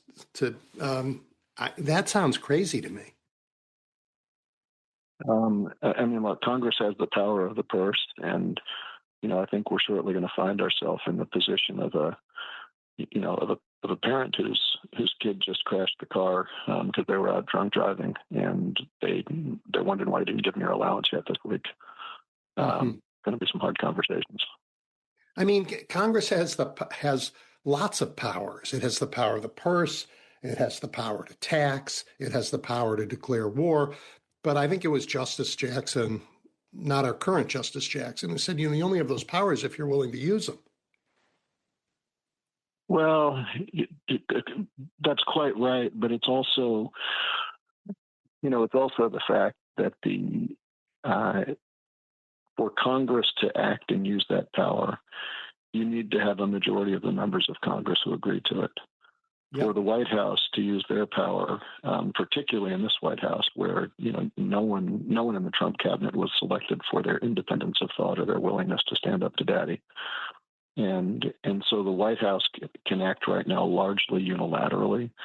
And while there are a lot of members of Congress who are pushing back on this and demanding oversight, including yours truly, if we can't get to 218 votes, then the conclusion is that, well, Congress is not exercising its authority. And that's true because the way that Congress acts is, at least in the House, is by simple majority. Yep. But it does create situations down the road that are harder and harder to unpack, because all of a sudden, now you create this situation where there's precedent for Congress not, acting to stop the war in Iran, and some future Office of Legal Counsel in the White House will say, well, there was precedent that time, so clearly what we did was legally in the right. So let's push the precedent a little farther. We saw that after the Iraq War. We saw that after Vietnam. And when I say I'm furious at my colleagues, if we are going to have co-equal branches, we have to jealously defend our authority when the other branches are infringing on it. And if we don't, we're only weakening our own institution. Yeah, our whole democracy requires it. And do you think there's any chance that this Congress would actually approve yet another big increase to the defense budget? I think a lot of it, unfortunately, depends on process. Certainly the rhetoric coming out of the Republicans in the House suggests that, that they could perhaps get it done. But I don't know. I mean, this morning, Lauren Boebert said she wouldn't support an increase in aid package. It only, given where the House is right now, it only takes 2 members to say no. Yep. I think the structural question is, will they try to do this through a legislative vehicle that would be filibusterable in the Senate, and therefore require 60 votes, which would be much harder? Or will they try to do it through a reconciliation process where, under Senate rules, once per year you can pass a budget, and you can't adjust the budget without bill. And so Johnson has been suggesting that he'd like to do this through a reconciliation package. Mike Johnson, the Speaker of the House. Now, if he can't get that through the House, it's a moot point. Right. If I don't, I want to be careful of not, celebrating Lauren Boebert. She has often said that she would definitely do things and then folds once it gets there. But if in fact she holds, and you've got some of the, I don't know who else would be there, maybe a Don Bacon type or a Thomas Massey type or a Mike McCall type who've historically been better on NatSec issues, then maybe you can't get through the House. But we'll see. And frankly, what's going to be hard is that having significantly depleted U.S. munitions, we certainly don't want to be in a position of putting U.S. soldiers in harm's way. But how do you go through and put a package together that makes sure that we still have the ability to protect U.S. troops overseas, but doesn't give the car keys, to people like Pete Hegseth, who have no sense of responsibility or patriotism that you would like them to have in moments like this. And so a lot of that's really going to depend, from my perspective, and I think from the perspective of our party, in how is that package structured, and what kinds of accountability is there on it to make sure that we're prioritizing and protecting the right people. Yeah. All right. Let's go to the Supreme Court, because on the topic of balance of power in the country, they have meddled in many ways to make it in both undo voting rights and to weaken Congress. And now that maybe they're beginning with whatever this major questions doctrine is, I don't think they know yet, to say maybe we went too far and they're trying to find a way back, but it's really hard to know. You've joined the chorus of people who want to fix the Supreme Court. Talk about that. So, I come at this from really loving the structure of our government and having three co-equal branches. And sort of like what I was saying before, if the executive branch is going to push back on the legislative branch, we need to push back to defend that, and too often we don't. And in the same fashion, if it was to go the other way, we should protect the other side. And at a headline level, you have a Supreme Court whose the public opinion of the Supreme Court is collapsing. Every Gallup poll has it dropping lower than the next. By the way, I love it. I don't like the Supreme Court. I'm one of those people. And the idea that they are less popular than the Chicago City Council gives me no end of joy. Well, but be careful what you celebrate, Edwin, because if we don't trust the judicial system to carry out the rule of law, then you start putting at risk the whole idea that our government depends on the consent of the governed. Right? I agree with that. And so, and you see, Justice Roberts concerned about this when he says things. He's at pains to tell people that no one is questioning the legitimacy of the Supreme Court. That's sort of like a kid on the playground saying, "I'm a big tough guy and everybody likes me." You don't say that because you're confident that it's true, right? And I think a big part of the reason for that drop is that people have seen the Supreme Court become increasingly politicized and increasingly ideologues looking to advance an agenda through the courts rather than staying true to the facts. And some of the issues that you mentioned, the idea that the legislative branch writes the laws and the executive branch executes the laws, that's kind of innate to our Constitution. And yet you have this court saying laws that were passed by the legislative branch and enforced by multiple administrations on a very bipartisan basis, like the Voting Rights Act, they're somehow now discovering that that's unconstitutional. Longstanding precedents like a woman's right to control her own body are somehow now unconstitutional. Things that we did for a long time, on gun control, are now unconstitutional. The Constitution didn't change. The only thing that changed is the makeup of the court. And if and then of course you layer on top of that the ethics scandals and the weird situation that is Samuel Alito's beach house, and why the heck is his wife celebrating January 6th? And so if the court can't fix themselves, I think we in the legislative branch should do what we need to do to fix it. And the Constitution gives us a lot of power to do that. And history gives us a lot of power to do that. For example, prior to 1925, the Supreme Court did not get to choose what cases they would hear in any given year. That was determined by the lower courts. Yep. And for reasons having to do with sort of judicial efficiency, Congress passed the Judges Act of 1925 that gave the court the ability to set their docket. This court, and indeed every court, has used that power to decide what cases they're going to hear in ways that are consistent with the political views of the justices at any given time. Well, what Congress giveth, Congress could taketh away.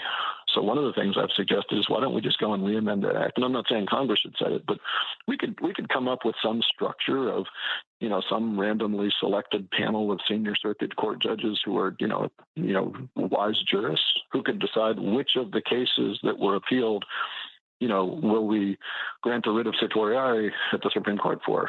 We could do that. That would massively depoliticize the court.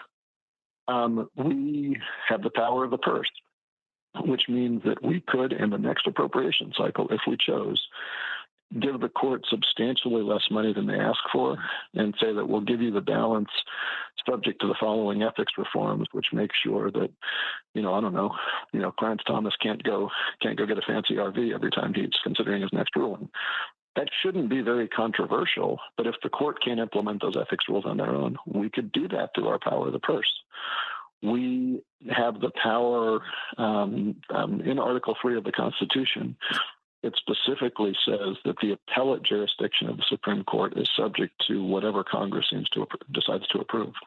Yes. So we have in our power to substantially limit the appellate jurisdiction of the Supreme Court.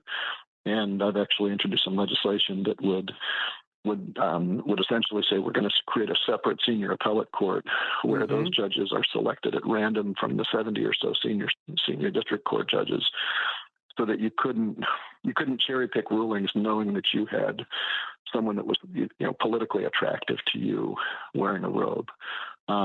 Congress could do all that, and none of those things.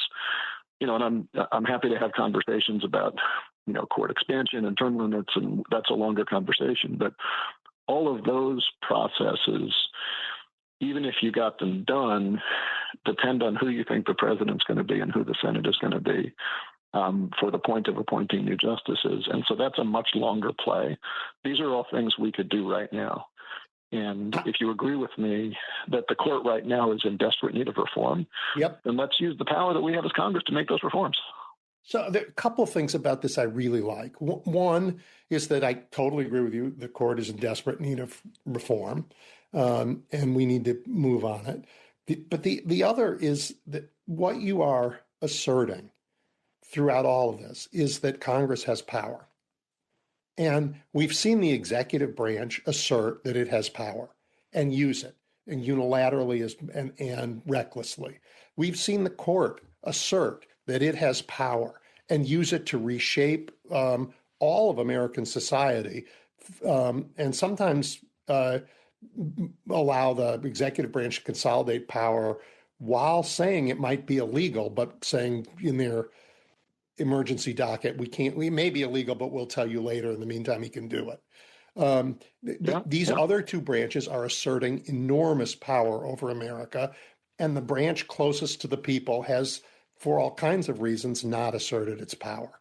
And what you are saying, the place you're coming from here is, come on, guys, Congress has real power, and America needs us to use it. And I love that. That's absolutely right. I mean, not to get all Spider-Man on you, but with great power comes great responsibility. And if the other two branches are using their power and not using it responsibly, then it is our responsibility to use our power in the way that we have it to correct that. And that's why we have co-equal branches, right? We're supposed to be that check. And by the way, those other branches are perfectly happy to check Congress's power if they think you're using it irresponsibly. Yeah, I mean, look, I joke all the time that if there was ever an election for king, I'd run for that because I think I'd be pretty good at it. But our Constitution is set up where I can't do that. So I understand why the other branches are jealous for more power. I just want us to push back when they try. Yep. I think that's great. All right, you have I have a couple other sort of general topics, but let me turn to the Energy Bill Relief Act because like you guys said at the beginning, you're an odd congressman because you actually in the midst of all of this want to get work done. And it turns out that, I don't know, this folly that we talked about at the beginning, this war is driving energy costs up and up and up, and you're trying to do something about that.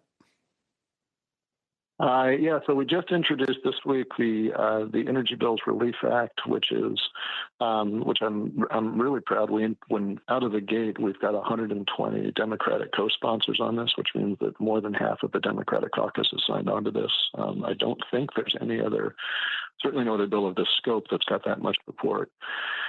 And this has been myself and Congressman Mike Levin, who served on the Climate Committee together, have been working on this for really 3 or 4 years now.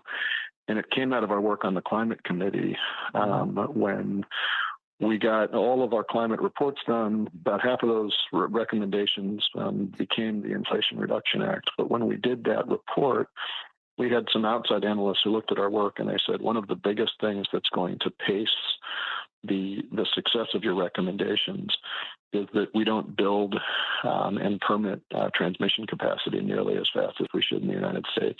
Yep. And the reason we don't is because we have never really had an energy regulatory system that prioritizes the interests of consumers over producers. And so what we're doing in this bill is to try to fix the way our energy system is regulated so that everybody in the energy system has an incentive to lower the cost for consumers. To give you a little bit of a sense of sort of how that manifests in really weird ways, we build about $20 billion worth of transmission every year in this country. Of that, nearly 95% is built in the name of reliability, and 5% is built to lower costs. So if you're sitting there in one part of the grid that has an abundance of very cheap energy, which means that you are sitting in an area with a lot of hydro, a lot of wind, or a lot of solar, some low-cost supply, which are all the renewable supplies. So this is just as much a climate bill as an energy bill. If you're sitting in that node, there's no real incentive for your utility to connect your node to a place where the power is much more expensive, because they make money when the price is higher, right? It's like any manufacturer. Would you like to sell your stuff for a lot of money or a little money? I'd like to make more money, right? Yep. And so the incentives are just wrong. So what we've done in this bill is to say, let's fix the incentives so that utilities can make money when customers save money, which would upend just, essentially 100 years of regulation, but it's the right way to do it. Let's restore the incentives that were in the Inflation Reduction Act that were repealed by my Republican colleagues, so that all Americans have access to the lowest cost energy sources. And whether that means that everybody can get a solar panel or an electric vehicle, or that people have access to, home weatherization and insulation, so that your house isn't so drafty in the winter, you don't have to burn so much gas. And then let's debottleneck the big chunks of our transmission system that are way too slow to deploy.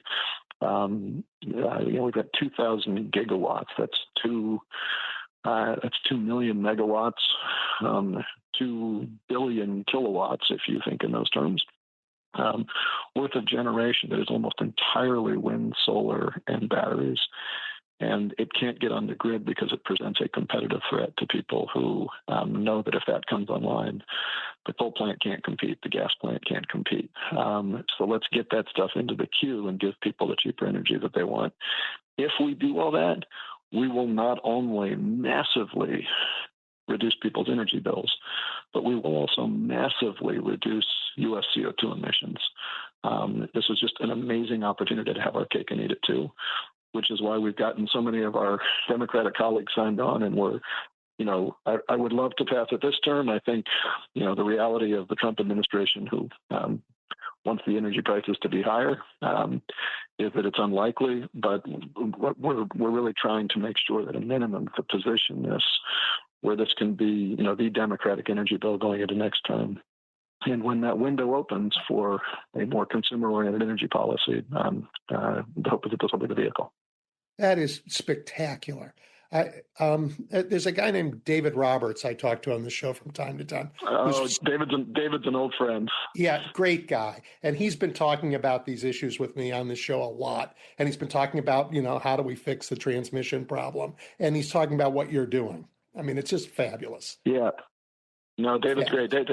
Fun fact, I used to write years ago for Grist, and David was my editor at the time. Fun. So we go way back. Yeah. Yeah. So after you found a way to change the incentives so that consumers matter at least as much as producers in this market, could you go deal with healthcare next?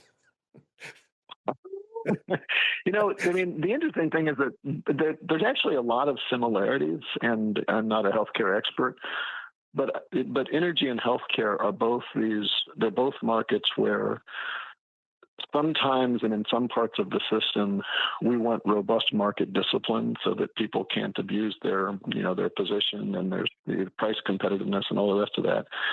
And sometimes in other parts of the system, we want to make sure that people have access to healthcare or energy regardless of what the cost is, because as ethical, moral human beings, we don't want that to go away. Yep. And the result is that both systems, both industries, end up sort of half capitalist and half socialist with huge inefficiencies where those two different pieces mate against each other.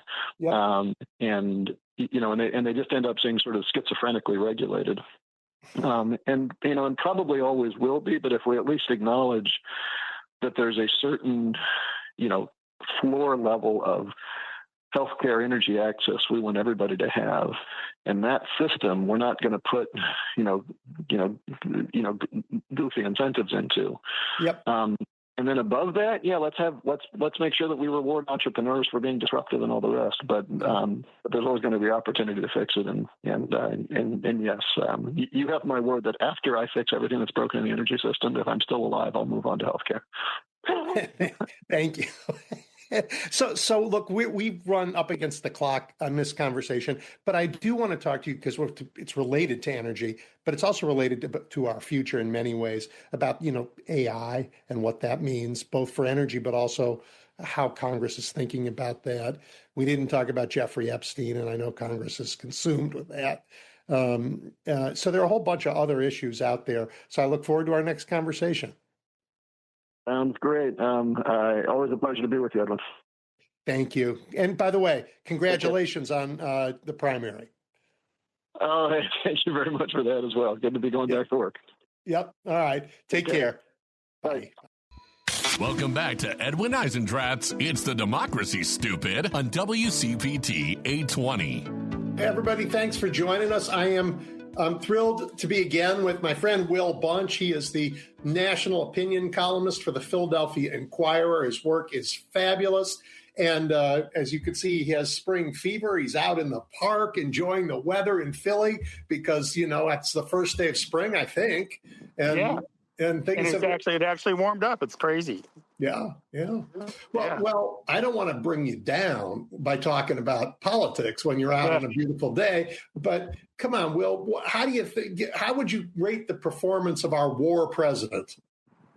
I mean, it's a nightmare. I was thinking of something today, and I don't know if this makes sense or not, but those of us of a certain age, I'm sure you remember, Edwin, remember the movie in the early 80s, The Day After, about a nuclear catastrophe. And that movie has, it's a TV movie, but it has one of the most horrific, opening 5 or 10 minutes I remember, where you've got the people of Lawrence, Kansas going about their daily lives in their town. And on the background is the radio, and there keep being news bulletins about an escalating situation in Europe. And then there's ground troops. Then there's like a neutron bomb. And then then it goes nuclear, and just reading the news the last couple of days, the latest news today, it seems more and more likely that there's going to be the use of ground troops in some way. It sounds like they're talking about possibly a ground invasion to retake this Karg Island, where the main Iranian oil refinery is. And this would be our 21st century Okinawa, right? Or Iwo Jima. It would be trying to take this island against heavily fortified, I'm sure. And there would be, obviously, there'd be considerable U.S. casualties. And, and what if that doesn't work? Then what's Trump's next escalation, right? And, where does it stop? Because, I think, one thing I can say about Trump is he definitely does not want to go into history as a president who lost a war. And, I feel like he's losing now. But, as it becomes more obvious, I think his mentality would only cause him to take more and more desperate measures to, in his mind, possibly win. And it could up to nuclear weapons, maybe. Who knows what's in it? He's already done so many other things that we thought were unthinkable. Nobody obeys that order under any circumstances. It's an absolutely illegal. No one obeys it. Absolutely. Well, that's a great question though. Like at what stage does somebody actually disobey an illegal order? Because I would argue that the order to start this war, period, is illegal, right? It doesn't have congressional approval as required by the Constitution. He's not in any way following any of the guidelines of the War Powers Act of 1973. Mm-hmm. It's certainly illegal under international laws as an aggressive war of choice, and yet nobody disobeyed that order. Obviously, I guess for better or worse, they didn't know, but nobody nobody disobeyed the order that bombed a girls' school, an elementary school. I'd like to think that somebody would disobey the order to drop a nuclear bomb in this war, but the evidence so far is that may not happen. You're thinking the unthinkable, and that's because the commander in chief is erratic, unprepared, and egotistical as he is. I think the idea that we are actually having this conversation, which God help isn't even remotely a possibility, but that we have this conversation is because you and I and most of America have no confidence in Donald Trump in leading us in a dangerous time. Yeah, I mean, absolutely. Pete Hegson. Yeah, and look, Dwight Eisenhower and Andrew Jackson and a few others aside, most of our presidents have been civilians and not military people, but most of our presidents who were civilians had the sense to listen to their top generals. And this was reported, and it was reported, and then, like so many things, it was kind of forgotten. But there were reports that General Kane, who we see out there trying to give these optimistic briefings every morning or two, that he told the White House this wasn't a good idea. Here's my worry, though. And they didn't listen. But now they're out there. The generals are out there with war propaganda, telling us everything is great. And I'm having William Westmoreland flashbacks after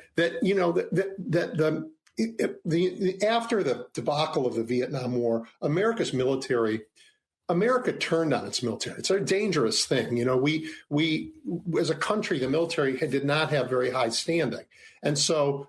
Correctly, I think they spent a fortune over the years rebuilding the stature of the military in the eyes of the American public. And that's important if you're going to have a military out there. And I worry that will all be washed away by, once again, this incredible lying to us about, they said Iran's air capabilities are completely obliterated. And then yesterday they shot down and had to make an emergency landing one of our fighter planes. So, if you can't believe what they say and they're sending our people into war and you can't even explain why they're there, this is not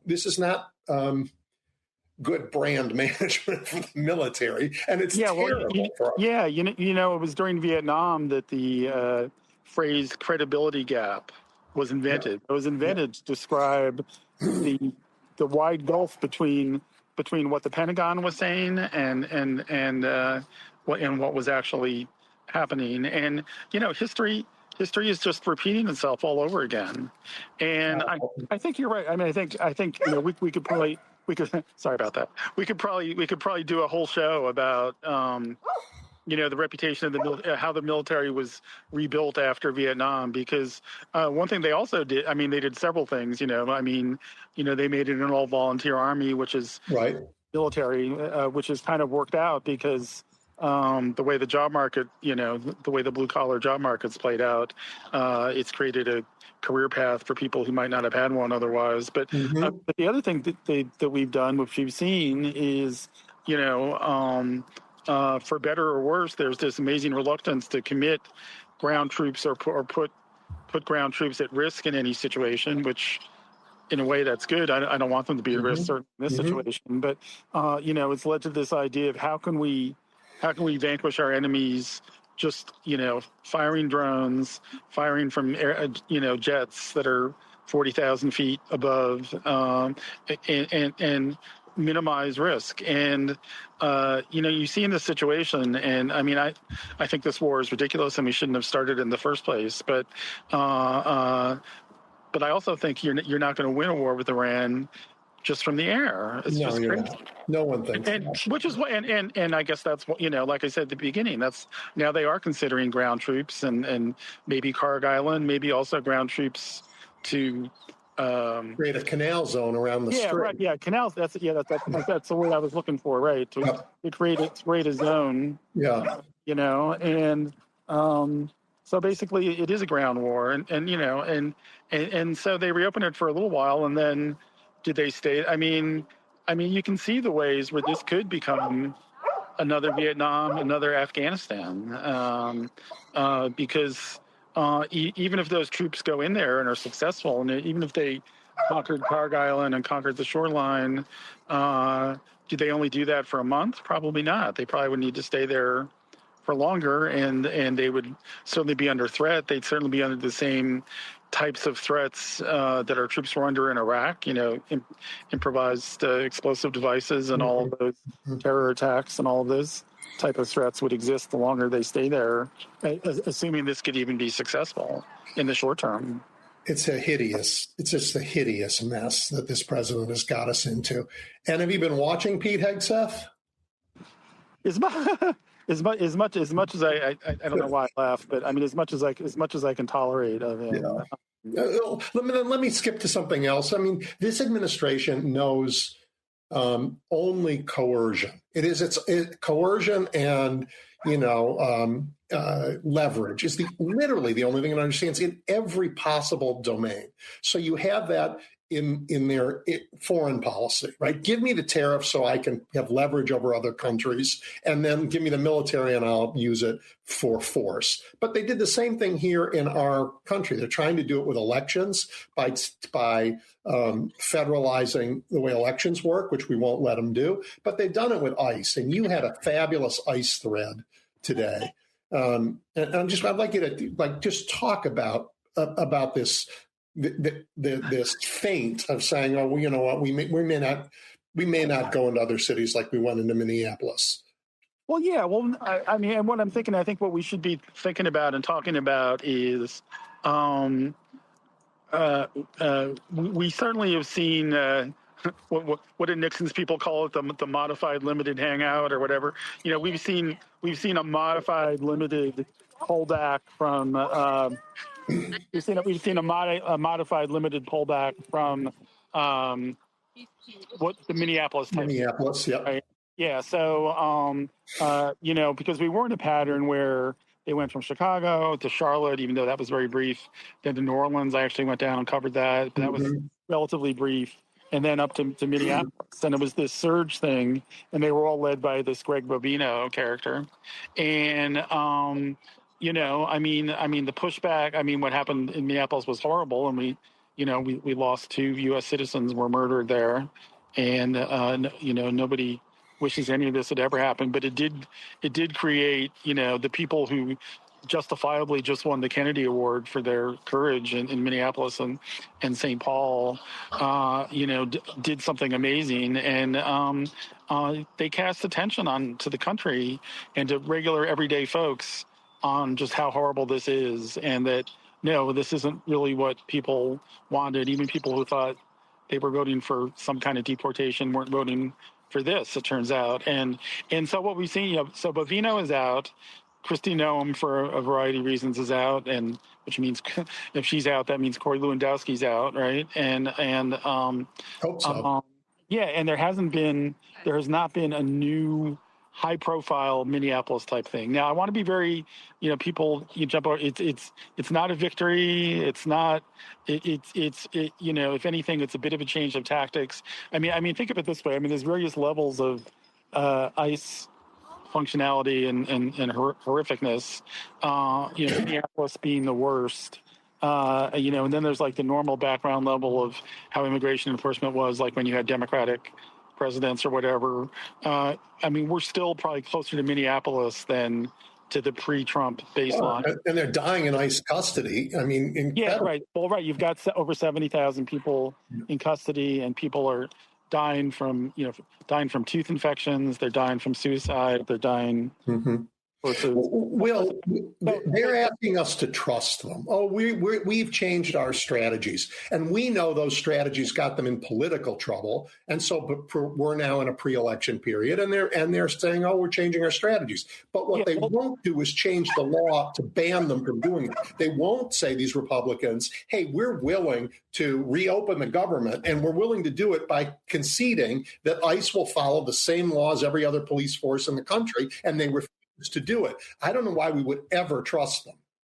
Yeah, no, that's that. Sorry, that's exactly right. And uh, uh, yeah, if they were serious about really changing their ways and not violating people's human rights, Yeah. then they would have signed on to the law. But the other big point though I was trying to make in this post was even with this like modified pullback in the sense that there's been no new Minneapolis since Minneapolis. What hasn't changed is this though. They're still spending billions of dollars, from this pool of, I think about 170, maybe even 175 billion dollars over several years Mm-hmm. that they were granted in this, so-called quote, big, beautiful bill, unquote. We've seen these $150 million here and there to purchase warehouses all over the country. Yep. They were apparently mostly successful in their efforts to recruit as many as 10,000 new agents. So those agents are being trained and going out in the field.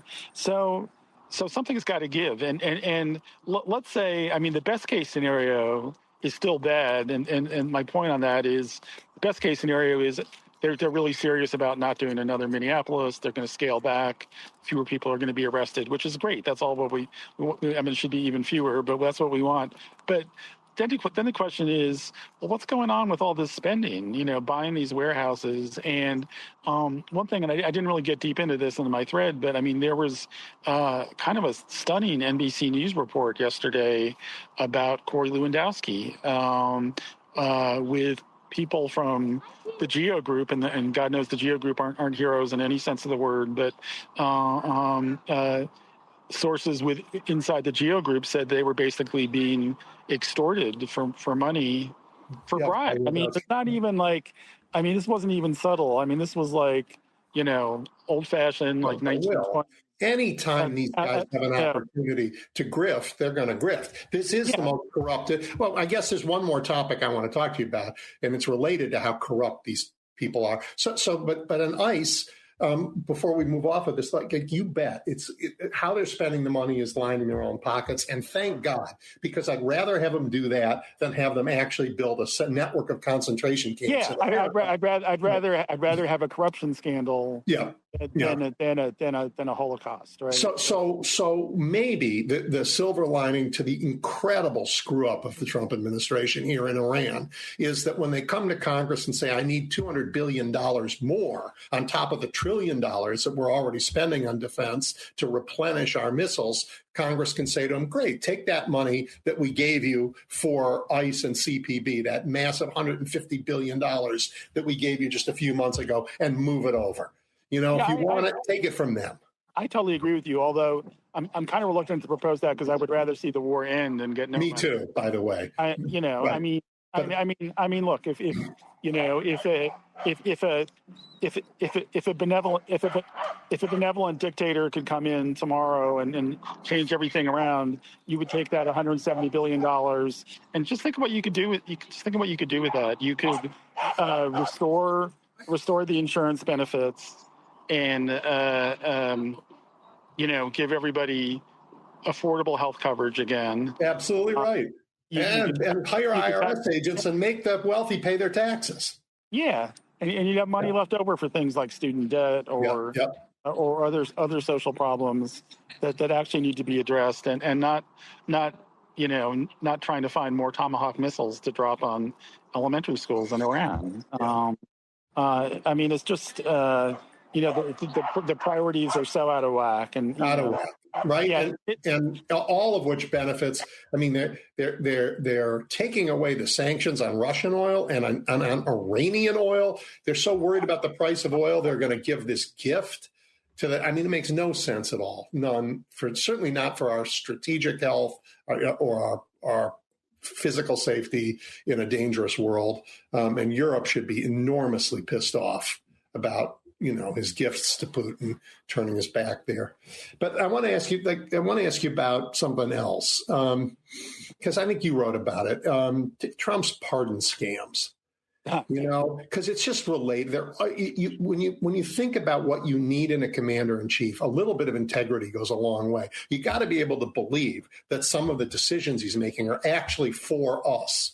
But you look at things like his history and his pardon history, and it just isn't about us ever. Yeah, I think we've learned after because this was a problem in his first term. Some of the people that he pardoned. Roger Stone and Sheriff Arpaio, and we forget about some of these because there's been so many of them. But it's been out of control in this term, and you've got several cases of people making $1 million donations to his political action committees, them or the person's mom or whoever, and a few days later the guy gets a pardon. It's like a blatant. There's a new industry. Pardon brokers is now an industry.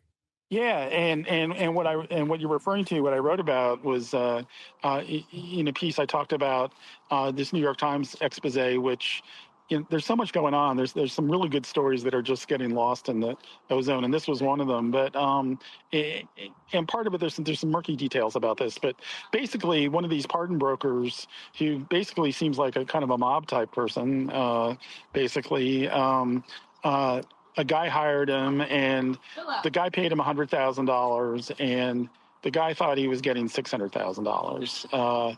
He's a friend of Donald Trump's Jr. He bought a condo in Trump Tower with cash, and so he's connected to those folks. And sure enough, the guy got a pardon, and he wanted his other $500,000, and he hired this ex-felon, this Russian-speaking convicted felon, to go to this guy's house and terrorize him. And I'm not saying Donald Trump was personally connected to that, but it just shows what a sordid, corrupt enterprise this has been. And obviously, look, I mean, we have a lot of admiration for America's founders, but they weren't perfect, right? And clearly, if the pardon system can be abused in the way in the way that it's been, there needs to be some kind of, I don't know how you can ever amend the Constitution in this environment, but I would love to see a constitutional amendment so that we should absolutely have some form of clemency in this country, especially a country that has the highest mass incarceration rate in the world. We should have some system of clemency, but giving all that power to one man who it just didn't work out, and it needs to be changed somehow. But we have pardon. Every governor has pardon power in their states, and so over the course of our history, we've had a lot of governors and a lot of presidents, and we have never seen anything like this. Yeah, well, we have seen some. I think there've been some in the states. I think Tennessee had a big pardons for pay scandal. So it has happened, but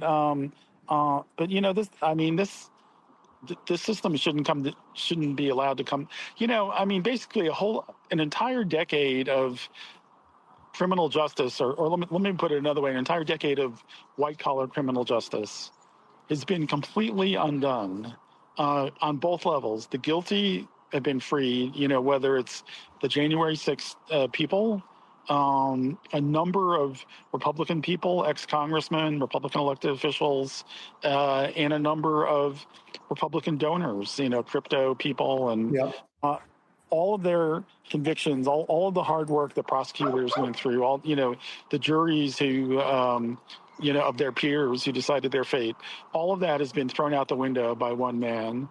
And the same man, on the flip side of that coin, he's using his control over the Justice Department to go after his enemies.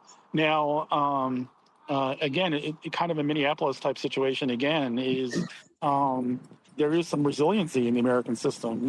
He can run the Justice Department and he can try and prosecute whoever he wants. But so far, we still have a system of judges and we still have a system of grand juries. Those two things have. Correct me if I'm wrong. The only person I know who I think was unfairly prosecuted by this Justice Department that's actually been convicted is that poor judge in Milwaukee. She was convicted.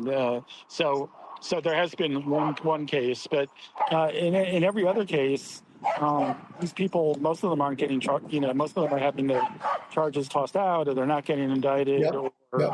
if you look, where you're at in Chicago, look at how many of the ICE protesters had charges either dropped or dismissed or were found not guilty. Well, they haven't. No one has been found guilty. No one, yeah, everyone, and Right. we're talking about dozens of people. So again, I don't want to, be too Pollyannish and crow about the system worked, because the system has some real problems. But that piece of the system. So far, it's holding, right? He's had 1 year and he's wrecked a lot of things, but so we have some things that are holding. And the thing that's holding the most is elections. And he's going after it full on. But like this week, we heard from Freedom House and varieties of democracy studies. The VDEM. The VDEM study all say that the things that make a democracy are all in reverse here, and the one that's holding is elections, and that's why he's going so brutally after elections. But if elections hold, we have the chance to push back and throw them out.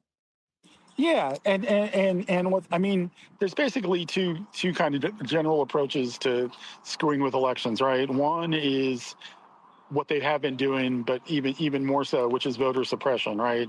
Make it hard, require IDs, close polling places, limit hours, or limit mail-in voting, anything to try and suppress the vote. The thing about voter suppression is it does work, which is why they do it, but it doesn't work well if your party becomes so unpopular that it's about to be a landslide. They can't suppress a landslide. Yeah, you can't suppress a landslide. And so then there's what we haven't really seen other than, I guess, the attempt on January 6th, but is the more, Banana Republic style of sending in troops, whatever, seizing voting machines, or claiming the election doesn't count, it was fraudulent, or not accepting results. I mean, that's the next level. That's I don't know what the best term for that would be, but that's beyond voter suppression. That's treason. Whatever it is, it's overthrowing a democracy. Yeah, and the thing is, if Democrats retake the House, we know for certain that Trump will be impeached because he's just committed too many impeachable offenses. Run through them. You wrote a great column about that. There it is. We're showing everybody the column. There it is. And listen, everybody, go to the Philadelphia Inquirer, get a subscription for no other reason than to read Will. He's just fabulous stuff all the time. Run through the crimes that you have fear. Well, I focused on I think the five, and the funny thing is I kind of didn't even include probably the two things that people are talking about the most, aside from, I included one was the war and the war powers. Was number one, but I didn't even include the Epstein files or ICE. Those are a little bit more complicated in my opinion. But the ones I did include were what we just talked about, the buying and selling of pardons.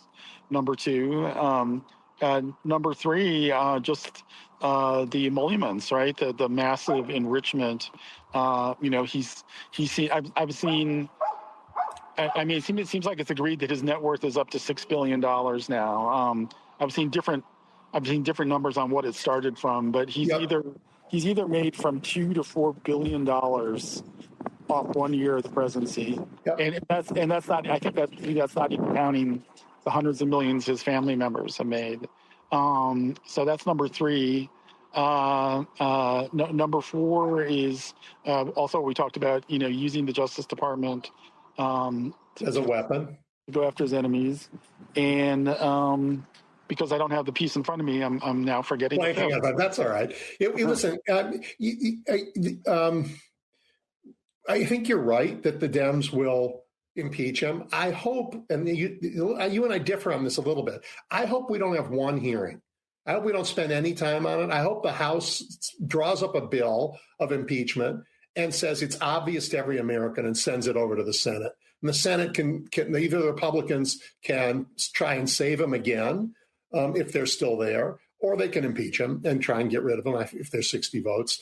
But the House should get on the business of changing the government and doing the work that needs to be done, on the Supreme Court, on this incredible wealth inequality.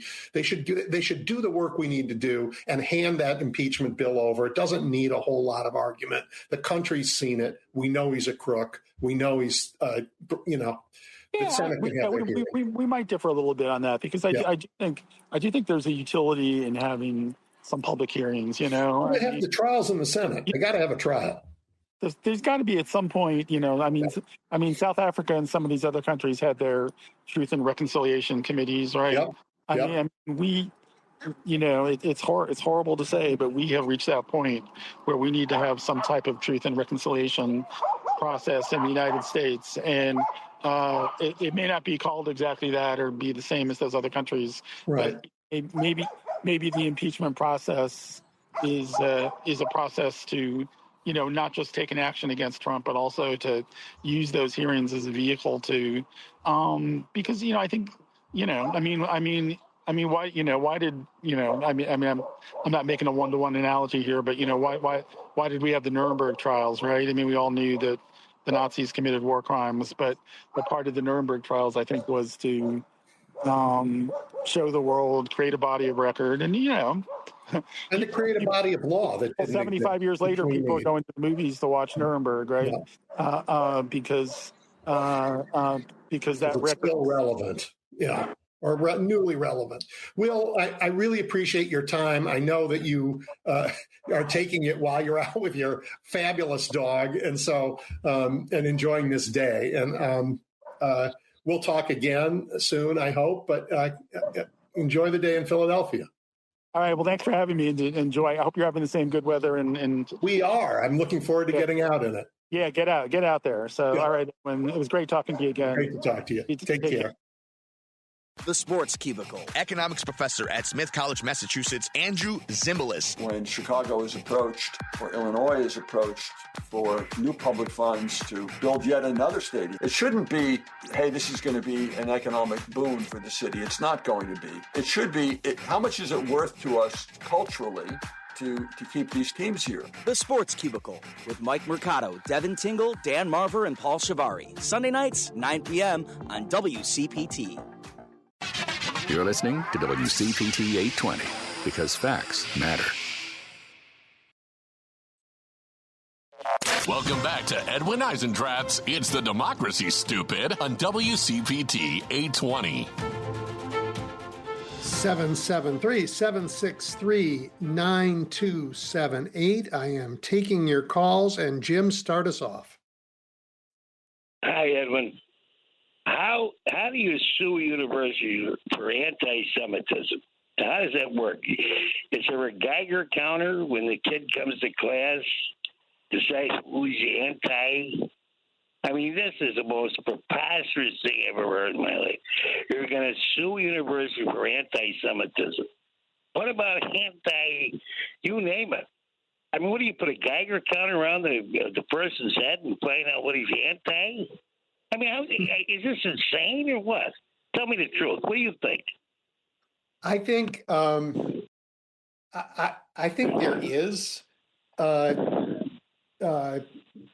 illegal prejudice of all types that goes on in the world.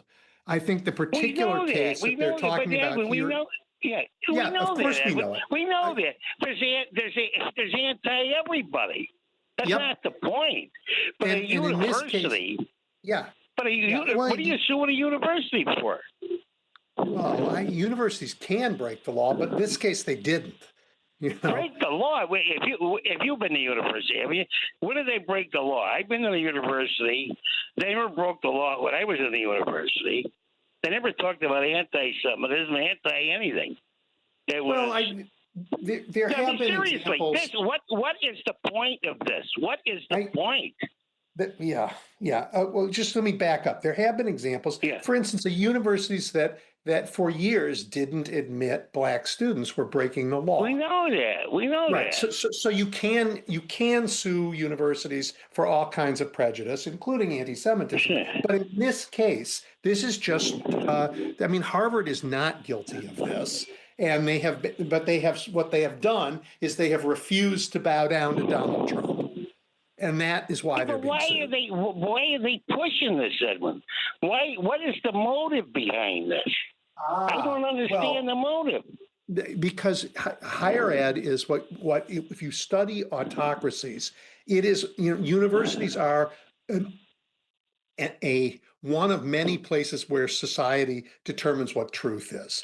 And a fascist government can only have one source of truth, and that's the man in charge.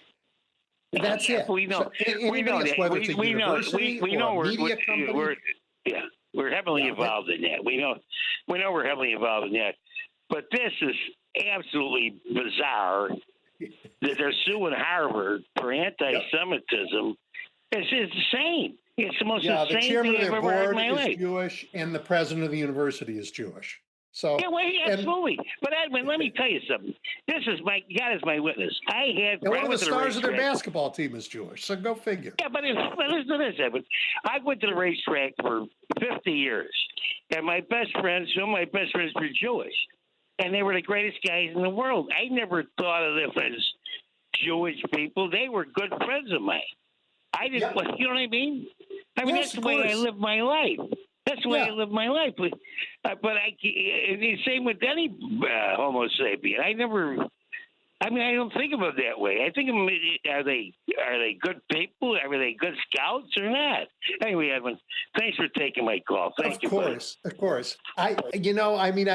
Jim, you are great. And the only failure in your imagination is to imagine just how horrible these people are and how horrible they think. And for that, you're blessed. Greg. Greg, are you there? Yeah. Hey. Thanks for taking my call. The purpose of my call today is I called you last week, and I spoke about some things that were not very well expressed. They were actually shameful on my part. And I just wanted to make an apology in particular to the caller who called in after my call. Her name was Beth. And I wanted to just express my apology to her. The things that I said basically were that Americans, Jewish Americans should get rid of their, their citizenship with Israel. And the other thing was I talked about dropping a bomb on two of the Israeli cities. And both of those things were very, very poor comments on my part. And I just felt so bad when I heard Beth talk afterwards, and I said, you really hurt someone's feelings here, and not just that, it added to her level of anguish about the aspects of being Jewish that are very scary, and I could sense that in what she was saying. So I called in earlier during the week on Joan's show, and I did. Greg, I heard you call Joan. I heard you call Joan. I was listening, and when you did this, and I very much appreciate your entire week of atonement on this question. Look, as I told you, and you and I had this conversation offline, this is a time that makes people so angry that we say things, all of us, that are not what we mean, right? It was that come out, we say things that are hateful. We just do, all of us. And I just think until there is peace in that part of the world, people are going to just feel like they are pushed to say things that are hateful. Very few, however, turn around and apologize for it. So I'm deeply grateful. I was hoping that that's why I called back today, because I was hoping, I didn't know if Beth would have been listening during Joan's show. I don't know if Beth is listening or not. I hope she is. I hope Yeah, she is. and that's my main purpose in doing it, because I really I felt bad. That's why I contacted you, like you said, offline. Greg, Yeah. I have just gotten a text from a friend of mine who is listening to this broadcast in Israel. And she says, thank you, Greg, for apologizing. It was hateful last week. So thank you for doing this. Okay, Listen great. to that. I'm glad, it So helps all over me the to, world, people have heard this. And I mean, and they've heard your better angels. And I thank you for that. Thank you too. Have a good one. Bye. Yep. Okie dokie. Eduardo. Hey, Edwin.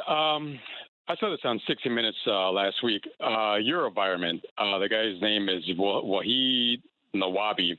He's an American contractor. This is regarding lasers. As you know, they're shooting drones over there. And Leslie Starr interviewed these people, and it's $5 versus $4 billion. You can guess which one is which. So this Merrick Garland, she used to work in the government, and she states she's worked for previous governments. She says that this administration was unprepared for the defense against these drones. And really, they should have had them in Bahrain, Qatar, Dubai, all those people over there. So this is something that Congress needs to look into and pass legislation, so we have this as far as our defense for future attacks.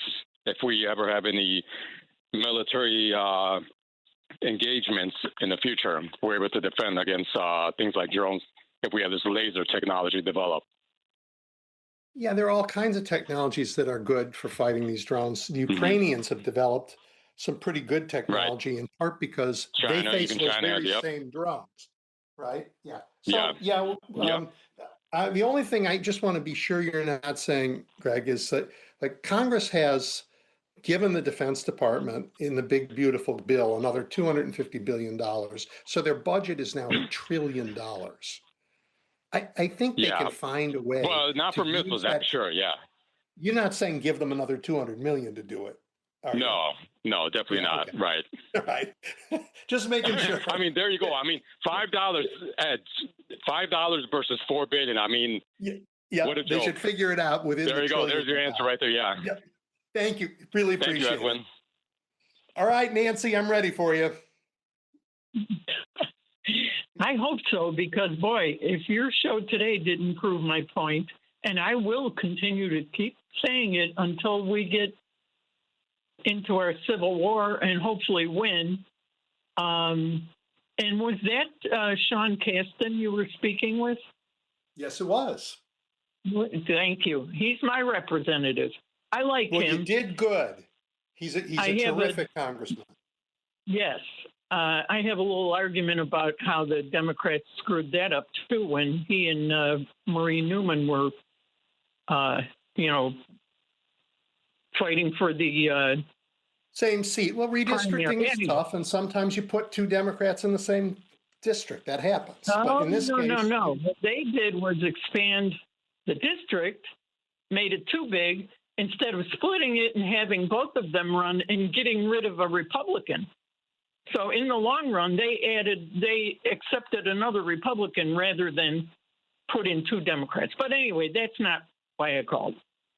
He did prove my point when he said Congress can do things now. Yes, they can. They could have done things a long time ago. They're not going to, because our undemocratic system of government does not allow it, because we play with this game of whoever wins the most, we won't give you anything but two choices. So whoever wins the most, they're in charge. And now we've proven the point. We've hit the perfect storm where the bad guys are in charge of everything. We don't have three branches of government anymore. We have one lowly tree standing there with no branches. It's just pointing straight up. And it has no branches because we are a one-branch, unlawful, lawless country right now. We are seeing First of all, that this scum, no good piece of garbage got into our White House in the first place.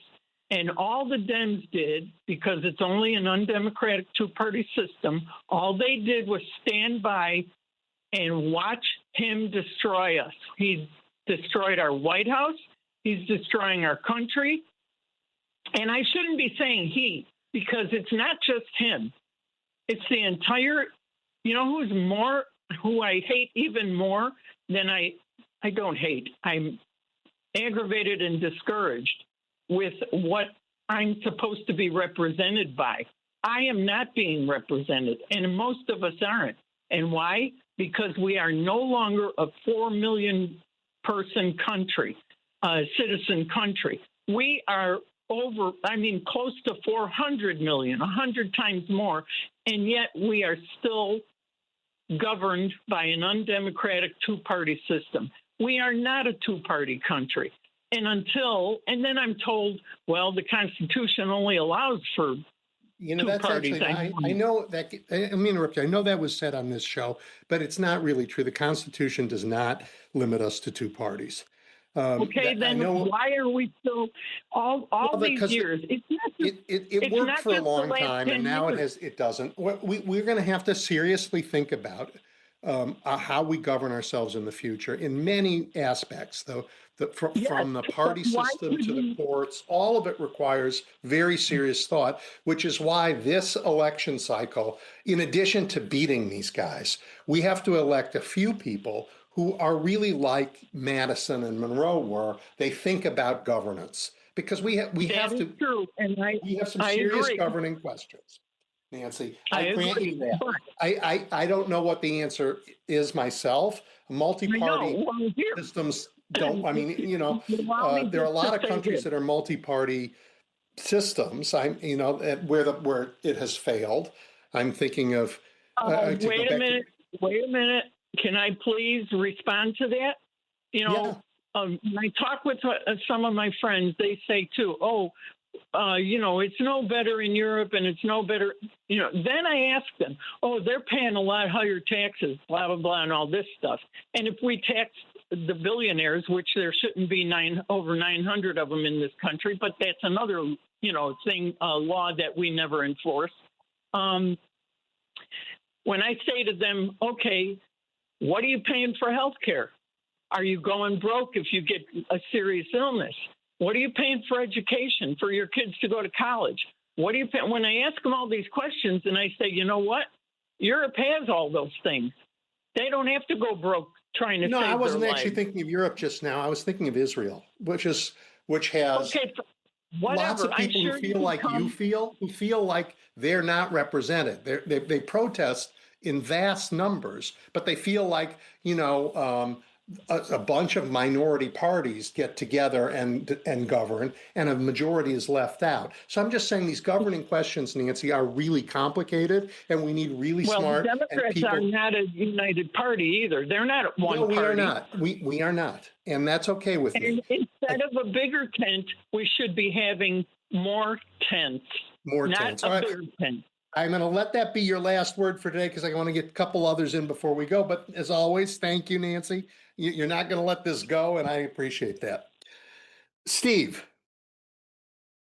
Yeah, good evening, good afternoon, Edwin. A couple things. If I may start off with Jim, I love him. He fails to realize that people don't see the world through his template, and people just don't see the world the same way he does. And people like Jim and myself, they just don't. And that, that's just the way of the world. And I think we'd be a lot better off if they did.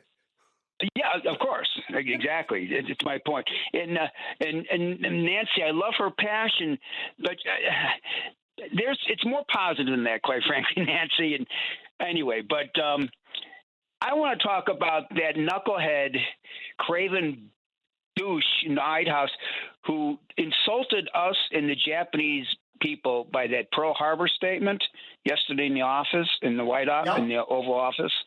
I never was. That was akin to the Zelensky takedown when they ganged up on him. I was so embarrassed and so disgusted I don't know if anybody's noticed the look on her face. The look on her face. She handled it, as you heard at the beginning of the show. I talked about what I would have said, but she was much better. She was. She really handled it well. I mean, talk about grace under pressure. And you know what? I know this is gonna, if I may, and I'll get off. She could have responded kind of a tacky way. She said, "Well, you surprised us with 2 atomic explosions," and I don't know how that would have gone down. But anything against Trump, I'm for. I hate him so much. I just hate him and his sycophants around him. And we got to beat him in November. And next Saturday is no Kings. I hope we get 10 million people in the streets next week. And on that, have a good day, everyone. Have a good day. Thank you. All right, I think I have 2.5 minutes left, and Paul, they're yours.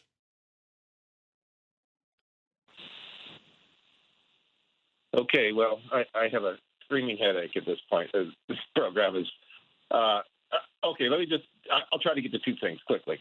The idea that your guest this afternoon really made me crazy because we had this theoretical discussion about presidential powers versus Congress as if Donald Trump may have some legitimacy. Donald Trump, and I have responses to this, he doesn't. Donald Trump, everything he does is a pretext to corruption. Everything he does. So what your guests were saying, we can evaluate this, and there's ways to do it. And so it all comes down to how do we evaluate his executive powers? And I would just refer to the case that you probably know, Youngstown Institute versus Sawyer, 1952, where the court ruled about how executive powers should be handled. And Justice Robert H. Jackson said this: when the Congress is with the president on executive, then his powers are very high. When the Congress is in opposition to the president, his powers are very low. But when the Congress doesn't say anything, like this Congress, even his own Congress says nothing, it's a gray area. And so here's how it evaluates the gray area, like this. Okay, it's baseball season. It's a 3-2 pitch, okay? And the 3-2 pitch is just off the outside corner. But the batter checks his swing. What does the umpire do? And he already knows he's going to do this. Here's how he evaluates it. If that's Nolan Ryan on the mound and the batter checks his swing on that pitch, it's just off the outside corner, he says, "Strike," and you're out. But let's say it's not Nolan Ryan, it's some other pitcher, but the batter who checks his swing is Reggie Jackson. The umpire says, "Ball," takes your base. And Donald Trump is neither Nolan Ryan or Reggie Jackson. He's completely illegitimate. And so it's all corruption. That's what it is. In other words, Donald Trump has never demonstrated anything to show that the rulings should be in his favor.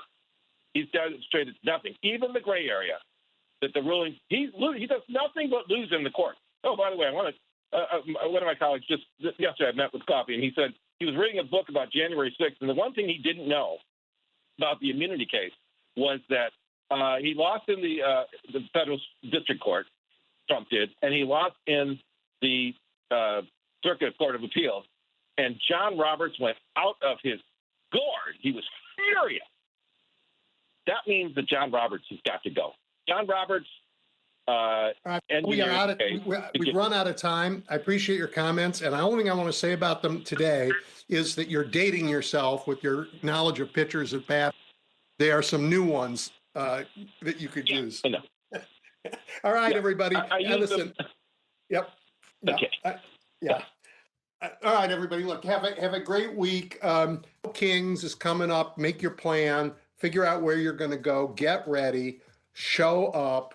Make your voice heard. As I said at the very beginning of this show, spring solstice is when the daylight starts to push back the night, and we are there. It's real night, and we are really pushing. Talk to you next week.